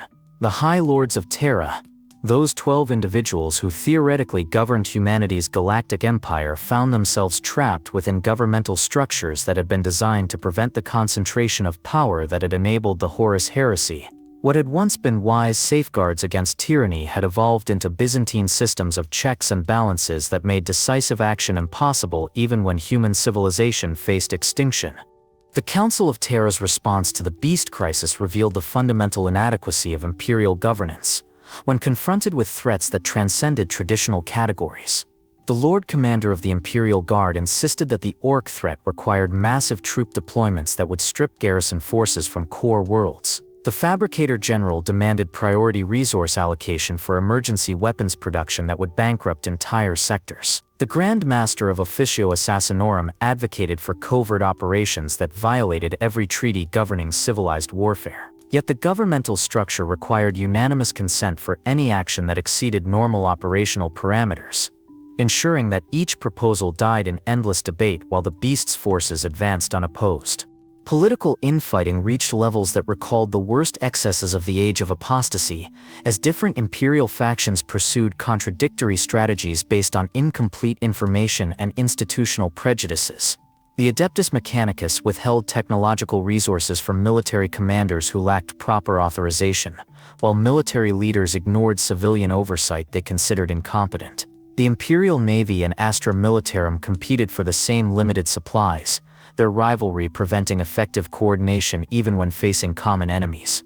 The revelation that some imperial officials had entered into secret negotiations with beast representatives sent shockwaves through the highest levels of imperial command. Planetary governors in frontier sectors, facing inevitable conquest by forces they could not hope to resist, had sought accommodation with Orc administrators who demonstrated greater competence than their imperial counterparts. These negotiations were discovered when astropathic communications between collaborating officials were intercepted by Inquisition monitoring stations, revealing a network of imperial personnel who had concluded that beast rule offered better prospects for their populations than continued imperial governance. The scope of internal corruption became apparent when Inquisitor Valdez's investigation revealed that collaboration with beast forces extended far beyond desperate frontier governors. Naval officers were providing intelligence regarding Imperial fleet movements in exchange for guarantees of safe passage for civilian evacuation convoys. Administratum clerks were falsifying supply reports to redirect resources toward beast-controlled territories where their families had been relocated. Even some Space Marine officers were sharing tactical intelligence with Orc counterparts who had demonstrated honor in warfare that exceeded the behavior of their own Imperial allies. Lord Commander Drakon Vangorich of the Officio Assassinorum emerged as the most ruthless respondent to this crisis of Imperial leadership. His analysis of the situation concluded that the governmental structures designed to prevent another Horus heresy had instead created conditions that made effective resistance to external threats impossible. The High Lord's inability to reach consensus while Terra itself faced bombardment convinced Vangorich that extraordinary measures were required to preserve human civilization, even if such measures violated every principle of legitimate governance. The systematic elimination of Imperial leadership began with surgical precision that demonstrated the Officio Assassinorum's unmatched expertise in political violence. High Lords who opposed military consolidation under emergency authority were killed in accidents that appeared completely natural. Planetary governors who had demonstrated excessive independence were replaced by administrators who understood the necessity of absolute obedience during crisis conditions. The purge extended throughout the Imperial hierarchy, removing anyone whose loyalty to central authority was questionable or whose competence fell below minimum acceptable standards. Vangorich's coup succeeded because it addressed genuine problems within Imperial governance that had been developing for centuries. The bloated bureaucracy that consumed resources while producing minimal results was streamlined through elimination of redundant positions and consolidation of overlapping jurisdictions. Decision-making processes that had required months of deliberation were replaced by direct orders that could be implemented immediately. The result was governmental efficiency that exceeded anything seen since the Great Crusade, achieved through methods that violated every principle of legitimate authority. The power vacuum created by Vangorich's purge initially strengthened Imperial military effectiveness by eliminating political obstacles to resource allocation and strategic coordination. Space Marine chapters that had been hampered by conflicting orders from multiple authorities could now focus entirely on tactical objectives. The Imperial Navy received clear priorities for fleet deployment without interference from civilian oversight committees. Supply chains that had been disrupted by bureaucratic competition were reorganized according to military necessity rather than political consideration. Yet the elimination of traditional Imperial leadership also created new vulnerabilities that the beast was quick to exploit. The concentration of authority in Vangorich's hands made the entire Imperial governmental structure dependent on a single individual whose assassination could paralyze human resistance. More insidiously, the methods used to achieve governmental efficiency had destroyed the legitimacy that motivated Imperial personnel to sacrifice their lives for humanity's survival. Soldiers who had been willing to die for the Emperor's divine plan found it difficult to maintain the same dedication to a regime that had achieved power through assassination and intimidation. The psychological impact of witnessing their own leadership's betrayal of fundamental Imperial principles proved more damaging to military morale than any battlefield defeat. Imperial Guard regiments that had maintained discipline through decades of grueling warfare began experiencing desertion rates that exceeded combat losses. Space Marine chapters questioned orders from authorities whose legitimacy had been established through murder. The Imperial Navy found itself fighting a war for an empire whose governmental structure had been destroyed by the same officials who demanded absolute obedience from their subordinates. Intelligence reports from contested sectors revealed that the beast was systematically exploiting Imperial internal divisions through propaganda campaigns that highlighted the contradictions between Imperial ideals and Imperial practice. Orc broadcasts in Perfect Gothic contrasted the stability and prosperity of beast-controlled territories with the chaos and violence that characterized Imperial governance. These messages proved devastatingly effective because they contained enough truth to undermine Imperial counter-propaganda efforts. The most damaging aspect of Vangorich's consolidation of power was its demonstration that Imperial governmental structures could be overthrown by a relatively small group of determined conspirators. If the Officio Assassinorum could eliminate the High Lords and assume control of the Imperium, what prevented other Imperial institutions from attempting similar coups? The precedent established by Vangorich's success encouraged factional competition that further weakened imperial unity during the most critical period in human history since the Horus Heresy. Regional independence movements emerged as planetary governors concluded that central imperial authority could no longer provide effective protection against external threats. The Segmentum Solar experienced the most dramatic fragmentation, with several systems declaring autonomous status rather than accepting orders from a regime they considered illegitimate. These independent territories began negotiating separate peace agreements with beast forces, creating gaps in imperial defenses that orc armies exploited with devastating effectiveness. Military strongmen throughout imperial space began establishing local control through methods that imitated Vangorich's example. Imperial Guard commanders eliminated civilian oversight and assumed direct governance of strategic resources. Space Marine chapter masters ignored directives from Terra and began coordinating directly with local imperial authorities. The result was a patchwork of competing power centers that lacked the unity necessary for effective resistance against a coordinated enemy. The bureaucratic sabotage that accompanied these political developments proved as destructive as any military defeat. Administrative systems that had been designed to support galactic-scale governance collapsed under the weight of competing directives from multiple authorities. Supply requisitions were processed according to political loyalty rather than military necessity. Intelligence reports were classified or declassified based on their potential impact on factional competition rather than their strategic value. As Imperial forces fought each other in the corridors of the Imperial Palace while Orc attack moons positioned themselves for final assault on Terra, the scope of the internal betrayal became clear. The Beast had not simply defeated Imperial military forces. He had exposed the fundamental contradictions within Imperial civilization that made unified resistance impossible.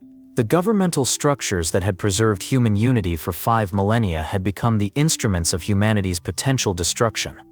The greatest tragedy was that Vangorich's analysis had been fundamentally correct.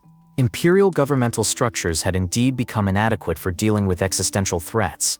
Yet his solution had created problems worse than those it was intended to solve, leaving humanity divided and demoralized at the moment when unity was most desperately needed. The infrastructure breakdown that followed Vangorich's consolidation of power revealed the extent to which imperial civilization depended upon institutional trust and voluntary cooperation between competing bureaucracies. The astropathic communication networks that linked Terra to the furthest reaches of human space began experiencing systematic failures as relay stations found themselves caught between conflicting orders from multiple authorities claiming legitimate control. Psychic communications that had maintained imperial unity for millennia were disrupted not by enemy action but by administrative chaos that left astropaths uncertain which messages should be transmitted and which should be suppressed. Supply chains that had sustained imperial military operations across galactic distances collapsed under the weight of contradictory requisition orders and competing priority systems. Forge worlds that had produced weapons and equipment according to standardized specifications for centuries found themselves receiving orders from different imperial authorities that demanded exclusive access to their production capacity. The result was industrial paralysis that left imperial military units without ammunition, replacement parts, or basic supplies even as beast forces advanced through systems that should have been protected by the galaxy's most advanced military technology. Transportation networks that had moved personnel and resources across the Imperium with clockwork precision devolved into chaos as different authorities attempted to requisition the same vessels for contradictory missions. Merchant fleets found themselves subject to competing claims for their cargo holds, with naval press gangs and administrative officials literally fighting over access to the same ships. The Navigators Guild, already strained by the emergency warp routes required to outmaneuver beast forces, faced impossible demands from multiple imperial factions who claimed absolute authority over their services.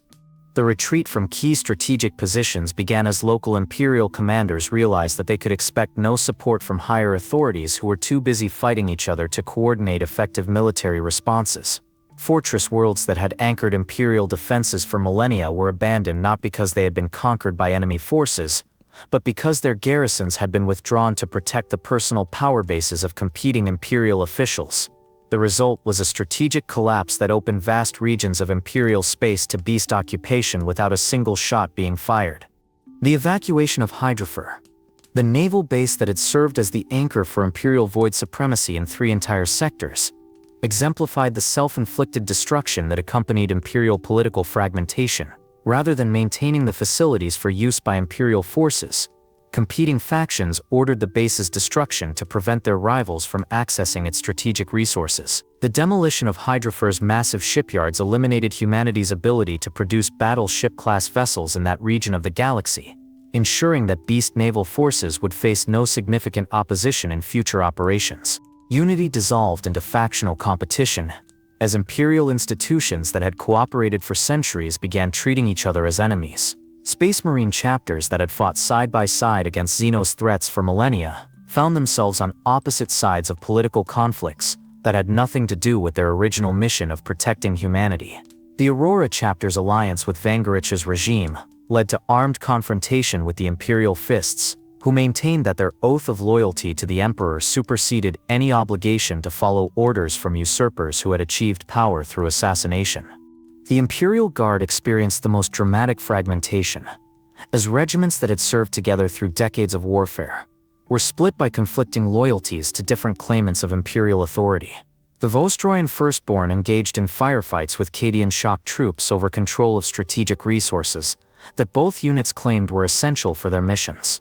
These internecine conflicts consumed military assets that should have been deployed against Beast forces, while providing Orc intelligence services with detailed information about Imperial tactical capabilities and organizational weaknesses. Naval division reached levels that recalled the worst periods of the Age of Strife as fleet elements pursued individual survival strategies rather than coordinated military objectives. Battleship captains who had spent their careers following Admiralty directives found themselves forced to choose between competing orders from authorities whose legitimacy was questionable. Some fleets declared independence from all terrestrial authority and began operating as autonomous forces concerned only with the survival of their own personnel and dependents. The political chaos created opportunities for long-suppressed regional independence movements that had maintained underground existence throughout Imperial history. The Macharian Confederacy, which had been crushed during the 41st millennium, experienced a revival as planets that had chafed under Imperial taxation saw opportunities to break free from central control. These independence movements often aligned themselves with Beast forces, preferring Xenos rule that guaranteed local autonomy to Imperial governance that demanded absolute submission to increasingly illegitimate central authority. Final desperate attempts to maintain Imperial unity through military force proved counterproductive as they consumed resources desperately needed for defense against external enemies. Vangorich's deployment of assassin forces against Imperial personnel created a reign of terror that destroyed whatever legitimacy his regime might have claimed. Citizens who had supported emergency measures during the crisis began to question whether Beast occupation might offer better prospects for survival than continued subjection to a government that killed its own people with greater efficiency than it fought external enemies. Terra's defenses were reinforced through measures that transformed humanity's birthworld into an armed camp where citizens lived under martial law more oppressive than anything imposed by the most tyrannical planetary governors. The Imperial Palace became a fortress within a fortress, its corridors patrolled by assassins who had orders to eliminate anyone whose loyalty was questionable. The result was a defense system that was as likely to collapse from internal revolt as from external assault. The scorched earth policies implemented by retreating Imperial forces proved more destructive to human civilization than Beast conquest. Rather than allow potentially useful resources to fall into enemy hands, Imperial commanders systematically destroyed infrastructure that had taken centuries to construct. Entire hive cities were demolished to deny their industrial capacity to Beast forces, creating refugee crises that overwhelmed the resources of Imperial territories that remained under human control. Vulkan's return from his self-imposed exile provided a rallying point for Imperial forces who retained loyalty to the Emperor's original vision. But even a Primarch's presence could not immediately repair the damage that had been inflicted on Imperial unity. The Salamander's Primarch found himself leading forces that included Space Marines who had been fighting each other only days before, Imperial Guard regiments whose officers had been executed for political unreliability, and naval personnel who questioned whether orders from Terra should be obeyed. The assault on the Beast's throne world represented humanity's final gamble, a desperate attempt to achieve through military action what political leadership had failed to accomplish through governance. Vulkan's strike force included the best remaining Imperial units, but their effectiveness was compromised by the mutual suspicion and fragmented command structure that had developed during the political crisis. Success would require not only defeating the galaxy's most sophisticated Xenos civilization, but doing so with forces that had been weakened by internal conflict and demoralized by the collapse of the institutions they had sworn to defend. Long-range sensors detected massive Orc fleet movements that suggested the beast was preparing for final assault on Terra, while Imperial forces were committed to the attack on his stronghold. The timing was not coincidental. Orc intelligence had clearly identified the window of opportunity created by Imperial internal divisions. Whether Vulkan's mission would succeed before Terra fell to the attack moons positioned in Sol System's outer reaches would determine not only the fate of humanity's birthworld, but the survival of human civilization itself. The cascading collapse had reduced the Imperium from a galactic empire to a collection of competing factions whose primary concern was survival rather than victory. The Beast's greatest achievement was not his technological revolution or military superiority, but his demonstration that Imperial civilization contained within itself the seeds of its own destruction. The internal contradictions that had been managed for millennia through careful political balance had finally produced the chaos that made effective resistance impossible when survival itself was at stake. The build-up to humanity's final confrontation with the Beast began in the sacred armories beneath the Imperial Palace, where weapons that had not been disturbed since the Emperor's own hands had placed them in storage were brought forth for what all recognized might be their last use. The Pale Spear, which had pierced the heart of the Void Dragon on Mars, was blessed by every chaplain in the Sol system before being placed in Vulkan's hands. Ancient Vulkite weapons that had armed the Thunder Warriors during Unity's first campaigns were distributed to the Custodian Guard, their energy cells recharged with power drawn from Terra's geothermal core. Terra's preparation transformed humanity's birthworld into a fortress that exceeded even the Imperial Palace's legendary defenses. Orbital platforms dating from the Dark Age of technology were reactivated, their weapon systems powered by the same fusion reactors that had once supplied energy to Terra's continental cities. The planet's surface bristled with defense lasers capable of destroying cruiser-class vessels, while underground bunker complexes prepared to house billions of civilians in chambers that could survive planetary bombardment. The attack moon's approach through Sol system created gravitational disturbances that affected tidal patterns across Terra's oceans and disrupted the delicate atmospheric processors that maintain the planet's habitability. Long-range auguries tracked the massive construct's leisurely progress past the outer planets, its very presence warping space-time in ways that interfered with astropathic communications and made precise targeting calculations impossible. The Beast was not rushing toward final victory, but savoring the anticipation of conquest that had been 5 centuries in the making. Vulkan's infiltration mission to the Beast's throne world represented the most audacious military operation in Imperial history, requiring the Primarch to penetrate defenses that protected a fortress planet whose population exceeded that of most Imperial sectors. The approach vector took advantage of gravitational anomalies created by the throne world's artificial construction, using the planet's own defensive systems to mask the presence of Vulkan's strike force. The mission's success depended upon reaching the Beast's personal chambers before the attack moon could complete its bombardment of Terra. The orbital battle above Terra began when Imperial Navy forces attempted to intercept the attack moon before it could achieve optimal firing position. The engagement revealed the futility of conventional void warfare against an enemy who had spent decades studying Imperial naval doctrine and developing specific countermeasures for every tactic in the Admiralty's arsenal. Imperial vessels that had served with distinction for centuries were destroyed within minutes of engagement, their crews dying without inflicting measurable damage on the massive Orc construct. Admiral Lansung's final transmission described weapons effects that defied every principle of known physics, with energy beams that seemed to exist in multiple dimensions simultaneously and projectile weapons that targeted Imperial vessels through methods that bypassed conventional defensive systems. The attack moon's shields absorbed the concentrated firepower of 3 entire battle fleets without showing any sign of stress, while its return fire systematically eliminated Imperial vessels according to target priorities that suggested intimate knowledge of Imperial command structures. The ground assault began when Orc forces landed on Terra's surface despite the planet's formidable orbital defenses, using teleportation technology that enabled them to bypass the defensive screens that should have prevented any enemy from reaching the surface. The first orc forces materialized within the Imperial Palace itself, their sudden appearance creating chaos among defenders who had prepared for conventional siege warfare rather than internal assault by enemies who understood the palace's layout better than many of its inhabitants. The battle for the Eternity Gate marked the symbolic heart of humanity's defense, as Space Marines who had never retreated from any enemy found themselves giving ground within the most sacred precincts of Imperial civilization. The Orc assault forces demonstrated tactical sophistication that exceeded anything in their species' previous history, employing combined arms tactics that integrated teleportation technology with conventional ground assault in ways that consistently outmaneuvered Imperial defenders. Captain Maximian Voss of the Imperial Fists led the defense of the Inner Palace, his companies fighting a running battle through corridors that had witnessed the Emperor's daily passage for 10 millennia.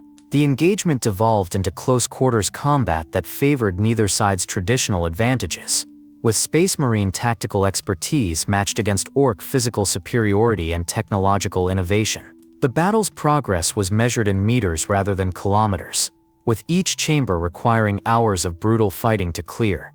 Vulkan's confrontation with the beast took place in a throne room that rivaled the Emperor's own audience chamber in scale and magnificence, its walls decorated with trophies taken from conquered Imperial worlds and artifacts that represented the accumulated wisdom of dozens of extinct civilizations. The beast awaited the Primarch's arrival seated upon a throne constructed from the wreckage of Space Marine battle barges, his massive form radiating confidence that bordered on amusement at humanity's final desperate gambit.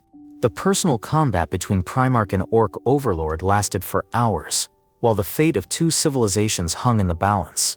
Their struggle witnessed by the beast's court and broadcast across his empire as demonstration of superiority over humanity's greatest champions. Vulkan's hammer, forged with techniques taught by the Emperor himself, met weapons that combined Orc craftsmanship with knowledge stolen from the galaxy's greatest artificers. Each blow exchanged between the combatants created shockwaves that cracked the throne room's foundations and sent tremors through the planet's crust. The beast's fighting technique demonstrated mastery of combat forms that transcended any single martial tradition, combining Orc natural advantages with disciplines that suggested study of every known fighting style in the galaxy. His weapons showed evidence of craftsmanship that approached the legendary artifacts carried by the Primarchs themselves, while his tactical awareness enabled him to coordinate the broader battle even while engaged in single combat with one of the Emperor's sons. The turning point came when Vulkan exploited a momentary opening in the beast's defenses, his hammer striking a blow that would have killed any other opponent in the galaxy. Yet the beast's survival of even this devastating attack revealed the true scope of his physical enhancement, demonstrating regenerative capabilities that enabled him to continue fighting despite injuries that should have been immediately fatal. The Primarch realized that conventional combat might not be sufficient to achieve victory against an opponent who seemed to transcend normal biological limitations. The critical vulnerability in the attack moon's construction was discovered by tech adept Zagreus Kane during the final moments of Terra's orbital defense, his analysis revealing that the massive construct's power source created harmonic resonances that could be exploited by weapons tuned to specific frequencies. The information was transmitted to surviving Imperial forces moments before Kane's death, providing the targeting data necessary for a coordinated assault on the attack moon's reactor core. The beast's death came not through superior combat skill, but through Vulkan's willingness to sacrifice himself in an explosion that vaporized both combatants along with significant portions of the throne world's surface. The Primarch's final act demonstrated the difference between human heroism and Xenos ambition, showing that humanity's greatest strength lay not in individual superiority, but in the willingness to sacrifice everything for the survival of the species. The immediate aftermath of the beast's destruction created a power vacuum within Orc civilization that triggered the fragmentation Imperial strategists had always expected, but which had been prevented by the beast's unprecedented leadership abilities. Orc forces throughout the galaxy began fighting each other for succession to the beast's position, their unity dissolving into the traditional patterns of internecine conflict that had historically limited greenskin effectiveness. Yet even in death, the beast had achieved something that would echo through Imperial history for millennia. He had proven that the Imperium's claims to inevitable superiority were based on assumptions rather than natural law, demonstrating that any species with sufficient intelligence and determination could challenge humanity's dominance of the galaxy. The victory over the beast was Pyrrhic in the truest sense, achieved at such cost that it left the Imperium weakened and divided at the moment when unity was most desperately needed. The battle for Terra ended with the attack moon's destruction, sending debris throughout Sol's system, some fragments large enough to devastate entire continents on Terra's surface. The Imperial Palace lay in ruins, its ancient walls breached by weapons that had reduced structures older than human civilization to rubble and ash. Humanity had survived its greatest test since the Horus Heresy, but the civilization that emerged from the beast's defeat bore little resemblance to the confident empire that had entered the conflict. The silence that followed the beast's death was more terrifying than the war itself had been, broken only by the sound of debris from the destroyed attack moon raining down upon Terra's ravaged surface. The Imperial Palace, that monument to human achievement which had stood inviolate for 10 millennia, lay partially collapsed, its golden spires twisted into grotesque sculptures by weapons that had warped the very atoms of their construction. Smoke rose from 1,000 fires across the planet's surface, while rescue teams searched through rubble that contained the bodies of billions of civilians who had died in humanity's final victory. The confusion that gripped Imperial command in the war's immediate aftermath revealed how thoroughly the conflict had shattered traditional governmental structures.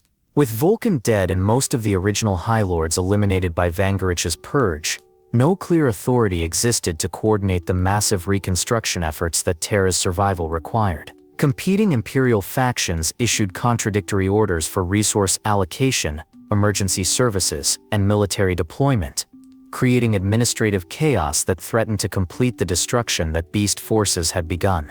Lord Commander Vangorich found himself in the paradoxical position of having achieved total victory while presiding over what amounted to Imperial civilization's collapse. His consolidation of power had eliminated the political obstacles that had prevented effective military response to the beast's threat, yet the methods used to achieve this efficiency had destroyed the legitimacy that motivated Imperial personnel to sacrifice themselves for humanity's survival. The Officio Assassinorum could eliminate political opponents, but it could not restore faith in institutions that had been revealed as fundamentally corrupt. The military struggled to transition from wartime emergency operations to peacetime governance without clear guidance from political authorities whose legitimacy remained questionable. Space Marine chapters that had ignored Codex Astartes restrictions during the crisis found themselves uncertain whether to resume orthodox deployment patterns or continue the combined operations that had proven effective against beast forces. The Imperial Guard faced the challenge of demobilizing hundreds of billions of soldiers who had been recruited through emergency conscription programs that had never included provisions for their return to civilian life. The civilian crisis exceeded anything in recorded Imperial history as Terra's population struggled to survive in a world whose infrastructure had been devastated by orbital bombardment and ground combat. Water purification systems contaminated by exotic weapons produced liquids that were toxic to human consumption. Agricultural zones irradiated by the attack moon's destruction could not support crop growth for decades to come. Transportation networks that had moved millions of citizens daily lay buried under rubble or twisted beyond recognition by gravitational weapons that had altered Terra's geological structure.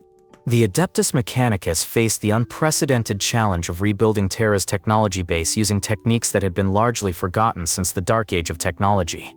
The weapon systems activated during Terra's defense had drawn upon power sources and manufacturing processes that existed nowhere else in Imperial space. Repairing the damage they had inflicted required knowledge that might not exist in any archive accessible to human researchers. The planet's very habitability depended upon technological systems that could not be replaced using current Imperial capabilities.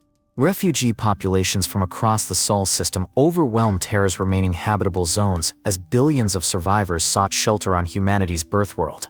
The logistics of feeding, housing, and providing medical care for these displaced populations exceeded the resources available to Imperial authorities who were simultaneously trying to rebuild basic governmental functions. Refugee camps that were intended as temporary shelters evolved into permanent settlements whose populations exceeded those of many Imperial worlds. The psychological impact of witnessing the Imperial Palace's partial destruction proved more damaging to Imperial morale than any military defeat in human history. Citizens throughout the galaxy who had been taught that Terra was inviolate found their faith in Imperial protection shattered by images of the Emperor's own residence reduced to rubble. The propaganda value of the beast's near victory could not be suppressed despite official censorship efforts, as survivors' accounts spread through unofficial channels that reached every corner of Imperial space. New threats emerged from the power vacuum created by the beast's death as other xenospecies recognized that Imperial military capabilities had been severely degraded by the conflict. Eldar craft worlds that had maintained cautious neutrality during the war began probing Imperial defenses to assess the extent of human weakness. Dark Eldar raiding parties launched attacks against worlds whose planetary defense forces had been stripped to reinforce Terra's protection. Even traditional enemies like Chaos Space Marine warbands began emerging from hiding places where they had waited out the beast crisis. The struggle to fill the beast's position among surviving orc forces created opportunities for Imperial intelligence services to exploit traditional greenskin factionalism. Yet these operations required resources that were desperately needed for Terra's reconstruction. The Ordo Xenos found itself attempting to prevent orc reunification while simultaneously investigating the technological innovations that the beast had introduced to greenskin civilization. Many of these technologies had been derived from captured Imperial designs, creating the disturbing possibility that humanity's own achievements could be turned against them by future orc leaders who had learned from the beast's example. Unexpected new problems emerged as Imperial authorities discovered that many of the emergency measures implemented during the crisis had created dependencies that could not be easily reversed. The alliance with Chaos Space Marine forces had provided intelligence that proved crucial for victory. Yet the relationships established during the war created ongoing security risks that the Inquisition lacked resources to monitor effectively. The use of forbidden Dark Age technologies had enhanced Imperial defensive capabilities, but maintaining these systems required expertise that existed nowhere in orthodox Imperial archives. Industrial reconstruction efforts revealed the extent to which Imperial manufacturing capacity had been degraded by the war's emergency production requirements.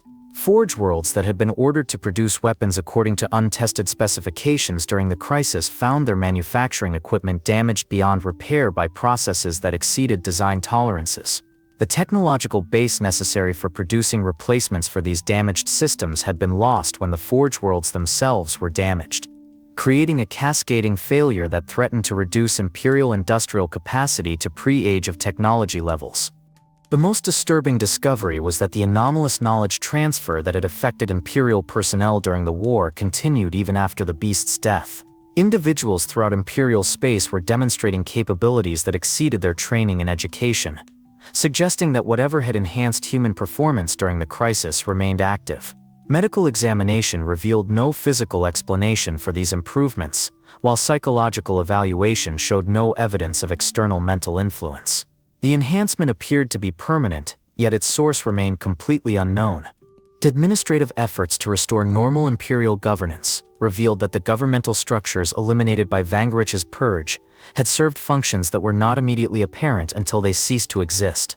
Tax collection systems that had operated automatically for centuries required constant supervision when the bureaucrats who understood their operation had been eliminated. Trade regulations that had maintained commercial stability across the galaxy became sources of confusion when the officials who interpreted them were no longer available.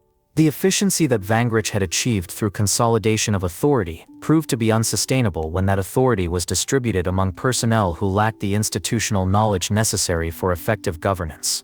The realization that Imperial civilization might not survive its own victory created a sense of futility that proved more destructive to Imperial morale than the beast's military successes had been. Citizens who had endured years of warfare and privation in defense of human civilization found themselves living in conditions that were worse than anything they had experienced under siege. The promise of return to normalcy that had motivated sacrifice during the crisis proved to be illusory, as normal Imperial life no longer existed in any recognizable form. As the first anniversary of the beast's death approached, Imperial authorities were forced to confront the possibility that they had won a war only to lose the civilization they had fought to preserve. The consequences of victory were proving to be as devastating as defeat would have been, leaving humanity weaker and more divided than at any time since the Age of Strife. The question of whether the species could recover from its greatest triumph would define the next millennium of human history. The technological legacy of the beast crisis fundamentally altered humanity's relationship with innovation and knowledge in ways that would echo through the millennia. The captured orc technologies studied by the Adeptus Mechanicus during the war introduced design principles that challenged orthodox doctrine about the nature of machine spirits and the sanctity of standard template constructs. Orc weapons that incorporated adaptive targeting systems forced Imperial engineers to develop countermeasures that required understanding of artificial intelligence concepts that had been forbidden since the Dark Age of technology. The most significant technological inheritance came from the attack moons themselves, whose wreckage provided Imperial researchers with access to construction techniques that exceeded anything in human archives. The gravitational manipulation systems that had powered these massive constructs revealed methods for controlling fundamental forces that opened entirely new fields of engineering possibility. Yet attempts to replicate these systems met with catastrophic failure, suggesting that the knowledge required for their safe operation had died with the beast and his closest advisors.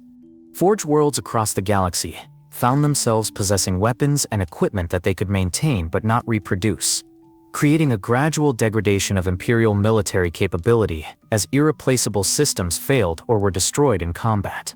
The emergency production methods that had been authorized during the crisis had damaged manufacturing equipment beyond repair, while the personnel who understood pre-war production techniques had been killed or reassigned during the conflict. The result was a technological regression that reduced Imperial industrial capacity, despite the theoretical advancement represented by captured Orc innovations.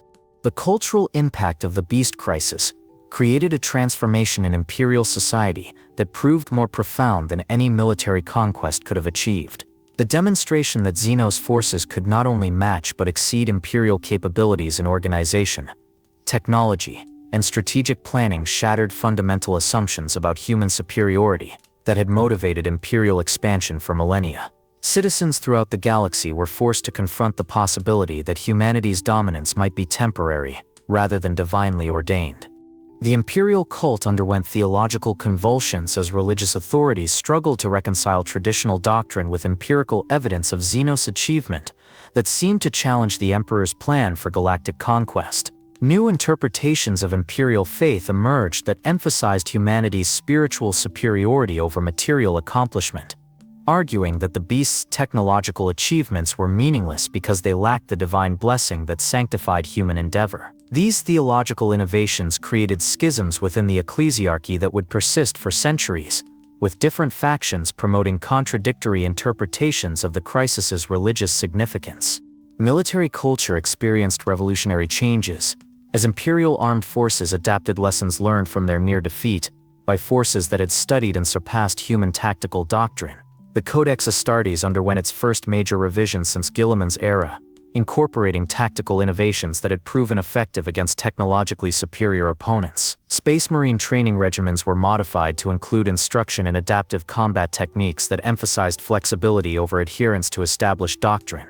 The Imperial Guard developed new organizational structures that reflected the reality of fighting enemies who understood Imperial military doctrine better than many Imperial commanders. Combined arms tactics that had been developed during the crisis became standard operational procedure, while traditional distinctions between different service branches were reduced to improve coordination and information sharing. The result was a military force that was more effective than its predecessors but also more dependent upon technologies and tactics that were not fully understood by the personnel who employed them. The ongoing conflicts that emerged from the Beast Crisis created a permanent state of low-level warfare that consumed Imperial resources while providing no clear strategic objectives. Orc forces that had retained elements of the Beast's technological and organizational innovations continued to pose threats that required constant vigilance from Imperial military forces. These conflicts could not be resolved through traditional Imperial methods because the enemies possessed capabilities that exceeded standard Imperial countermeasures. Chaos infiltration increased dramatically in the decades following the Beast's death as the weakening of Imperial authority created opportunities for corruption that had not existed during the previous centuries of stable Imperial governance. The theological uncertainties created by the crisis made Imperial citizens more susceptible to alternative belief systems that promised explanations for humanity's apparent vulnerability. Chaos cults that preached the futility of Imperial resistance found receptive audiences among populations that had witnessed the near collapse of human civilization.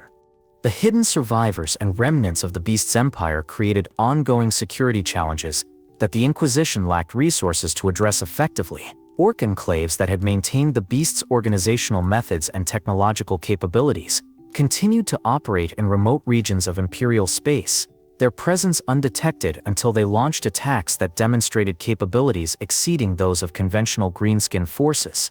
These remnant groups served as centers for the continued development of Orc civilization along the lines established by the Beast, ensuring that his innovations would not die with him.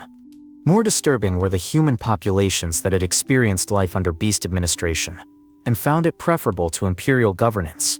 These communities maintained underground networks that shared information about administrative methods and technological innovations that they had observed during Orc occupation. Some of these groups actively worked to undermine Imperial authority in their regions, believing that renewed Beast-style governance would provide better living conditions than continued subjection to Imperial bureaucracy. Imperial scholars studying the crisis identified patterns of technological and social development that suggested the Beast's innovations were not unique to Orc civilization, but represented solutions to problems that any advanced society would eventually encounter. This analysis raised disturbing questions about the inevitability of Imperial decline and the possibility that other xenospecies might achieve similar breakthroughs that would challenge human dominance. The precedent established by the Beast demonstrated that Imperial superiority was not guaranteed by natural law but depended upon maintaining technological and organizational advantages that could be overcome by determined enemies. The economic consequences of the war created structural problems within Imperial society that would persist for millennia. The massive resource expenditure required for Terra's defense and reconstruction left the Imperial treasury depleted while simultaneously increasing demand for services that the government could not afford to provide. Taxation rates that had been sustainable during peacetime became oppressive when applied to populations that were struggling to rebuild their own infrastructure after years of warfare. Trade networks that had operated according to established patterns for centuries were disrupted by the security requirements necessary to prevent infiltration by remnant Orc forces or chaos cultists seeking to exploit Imperial weakness. The increased costs of maintaining secure transportation reduced the profitability of interstellar commerce while making many essential goods prohibitively expensive for ordinary Imperial citizens. The result was economic stagnation that reduced living standards throughout Imperial space. The psychological legacy of the Beast crisis created permanent changes in Imperial culture that affected every aspect of human civilization. The confidence that had characterized Imperial expansion during the Golden Age of M32 was replaced by defensive thinking that emphasized survival over conquest. Citizens who had been taught to view the galaxy as humanity's inevitable inheritance now lived with the knowledge that human civilization could be destroyed by enemies who possessed superior capabilities. Educational systems throughout Imperial space were modified to include instruction in defensive techniques and emergency procedures that reflected the reality of living in a galaxy where human dominance was not guaranteed. Children were taught to recognize signs of Xenos infiltration and to report suspicious activities that might indicate renewed alien threats. The result was a generation that grew up with paranoia and suspicion as normal aspects of daily life. The influence of the Beast crisis on Imperial governance created permanent changes in the structure of human authority that would shape political development for the next 10 millennia. The concentration of power that Vangorich had achieved through emergency measures became the template for subsequent Imperial administration, with individual authority taking precedence over institutional checks and balances. The efficiency that this system provided in crisis situations came at the cost of flexibility and adaptability that would limit Imperial responses to future challenges. By the dawn of Men 33, Imperial civilization had survived its greatest test since the Horus Heresy, but had been fundamentally transformed by the experience. The confident empire that had entered the Beast crisis no longer existed, replaced by a defensive confederation that maintained unity through necessity rather than shared vision. The Beast's legacy lived on not only in the technological and tactical innovations that he had introduced to galactic warfare, but in the permanent changes that his near victory had imposed upon human civilization itself. In the grim darkness of the 41st millennium, nearly 9,000 years after the Beast's death, archaeological expeditions continue to uncover evidence of his empire's vast scope and sophisticated organization. Dig sites on worlds that Imperial records show as uninhabited for millennia reveal Orc constructions that demonstrate engineering principles still beyond current Imperial understanding. These discoveries challenge official histories that describe the Beast crisis as a temporary anomaly rather than a fundamental transformation in the nature of galactic civilization. The most disturbing modern discoveries involve technological artifacts that appear to combine Beast-era Orc innovation with design elements that suggest ongoing development by unknown parties. These devices incorporate materials and construction techniques that exceed current Imperial capabilities while displaying wear patterns that indicate recent use. The implications are staggering. Somewhere in the galaxy, the Beast's technological legacy continues to evolve under the guidance of intelligence that has remained hidden from Imperial detection for 9 millennia. Genetic studies of contemporary Orc populations reveal persistent mutations that can be traced directly to the Beast's era, suggesting that his biological enhancements were not limited to his own person, but were distributed throughout greenskin society. Modern Orc warbosses occasionally display cognitive abilities that approach the Beast's documented intelligence levels, raising questions about whether his achievements represent the species' evolutionary potential rather than a unique individual aberration. The possibility that another beast-level intelligence could emerge among the Orcs remains a constant source of concern for Imperial strategic planning. The connection between the Beast crisis and current events becomes apparent when analyzing the tactical sophistication displayed by modern Orc WAs, many of which employ strategic coordination and technological innovation that echo the Beast's methods. Gazkul Mag Uruk Thraka's campaigns against the Imperium demonstrate organizational capabilities that suggest access to knowledge that should have died with the Beast's empire. The possibility that this knowledge has been preserved and transmitted through hidden channels creates implications that extend far beyond conventional military threats. Recent Waga formations show evidence of systematic intelligence gathering and long-term strategic planning that reflects the Beast's approach to galactic conquest. The coordination between seemingly independent Orc forces across vast distances suggests communication methods that exceed Imperial understanding of greenskin capabilities. Most ominously, captured Orc equipment occasionally incorporates design elements that can be traced to Beast-era innovations, indicating that his technological legacy has been preserved and continues to influence contemporary greenskin development. The return of Primarch Vulkan to active leadership of Imperial forces creates parallel to Vulkan's role during the Beast crisis, raising questions about whether the current Imperium faces threats comparable to those that nearly destroyed human civilization in M32. Guilliman's reforms of Imperial administration echo the efficiency improvements that Vangorich achieved through more brutal methods, suggesting that the fundamental problems in Imperial governance that enabled the Beast's near victory remain unresolved 9 millennia later. The Great Rift that has divided Imperial space bears disturbing similarities to the communication disruptions that hampered Imperial response to the Beast's expansion. Modern Imperial forces find themselves fighting fragmented campaigns against enemies who demonstrate superior coordination and technological capabilities, just as their predecessors did during the Beast crisis. The possibility that current threats represent evolution of the same forces that nearly destroyed the Imperium in M32 creates strategic challenges that conventional military doctrine is inadequate to address. Contemporary Xenos threats display levels of technological and organizational sophistication that suggest they have learned from the Beast's example of systematic study and adaptation of Imperial methods.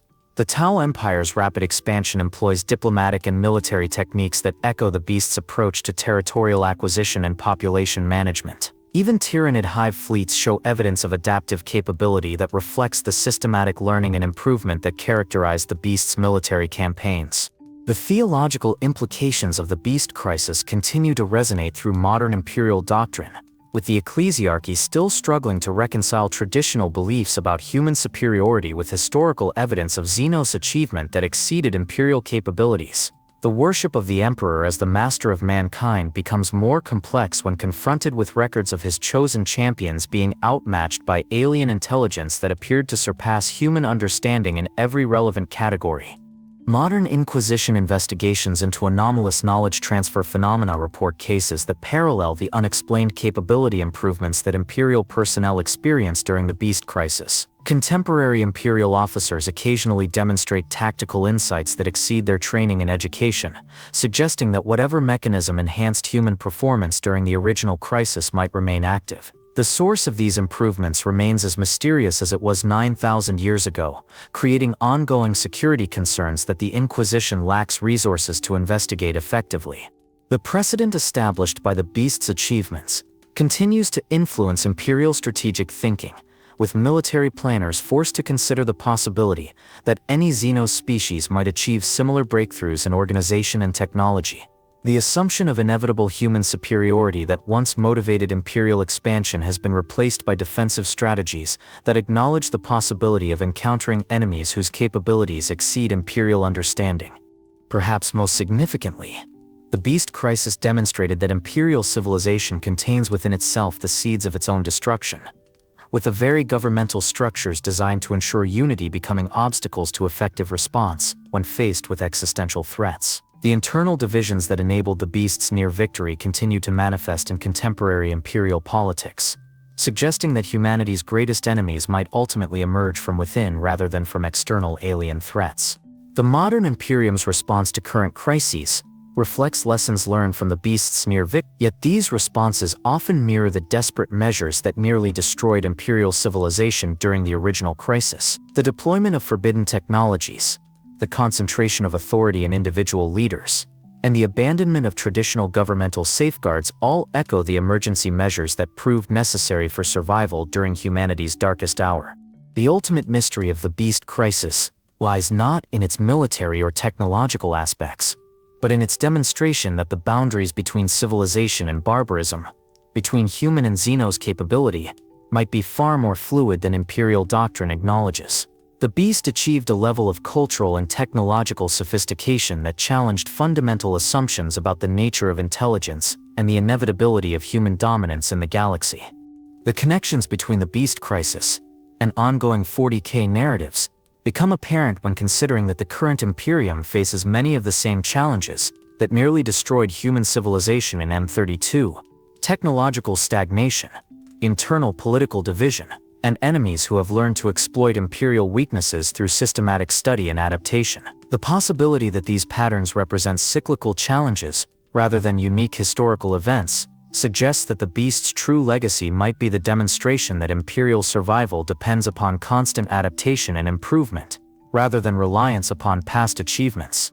In the grim darkness of the far future, the Beast Crisis serves as both warning and inspiration, proving that even the darkest hour can be survived through sacrifice and determination, while demonstrating that the price of survival might be the transformation of the very civilization that victory was intended to preserve. The Beast is dead, but his shadow continues to fall across the galaxy, a reminder that humanity's greatest enemy might ultimately be the complacency that comes from believing that superiority is a birthright rather than an achievement that must be constantly defended and renewed.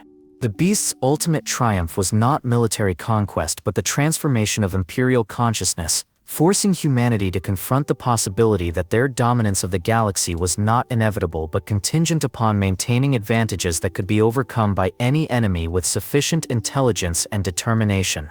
In a universe where hope is heresy and despair is doctrine, the Beast Crisis stands as testament to both humanity's capacity for survival and the terrible price that survival sometimes demands from those who would call themselves the masters of the stars.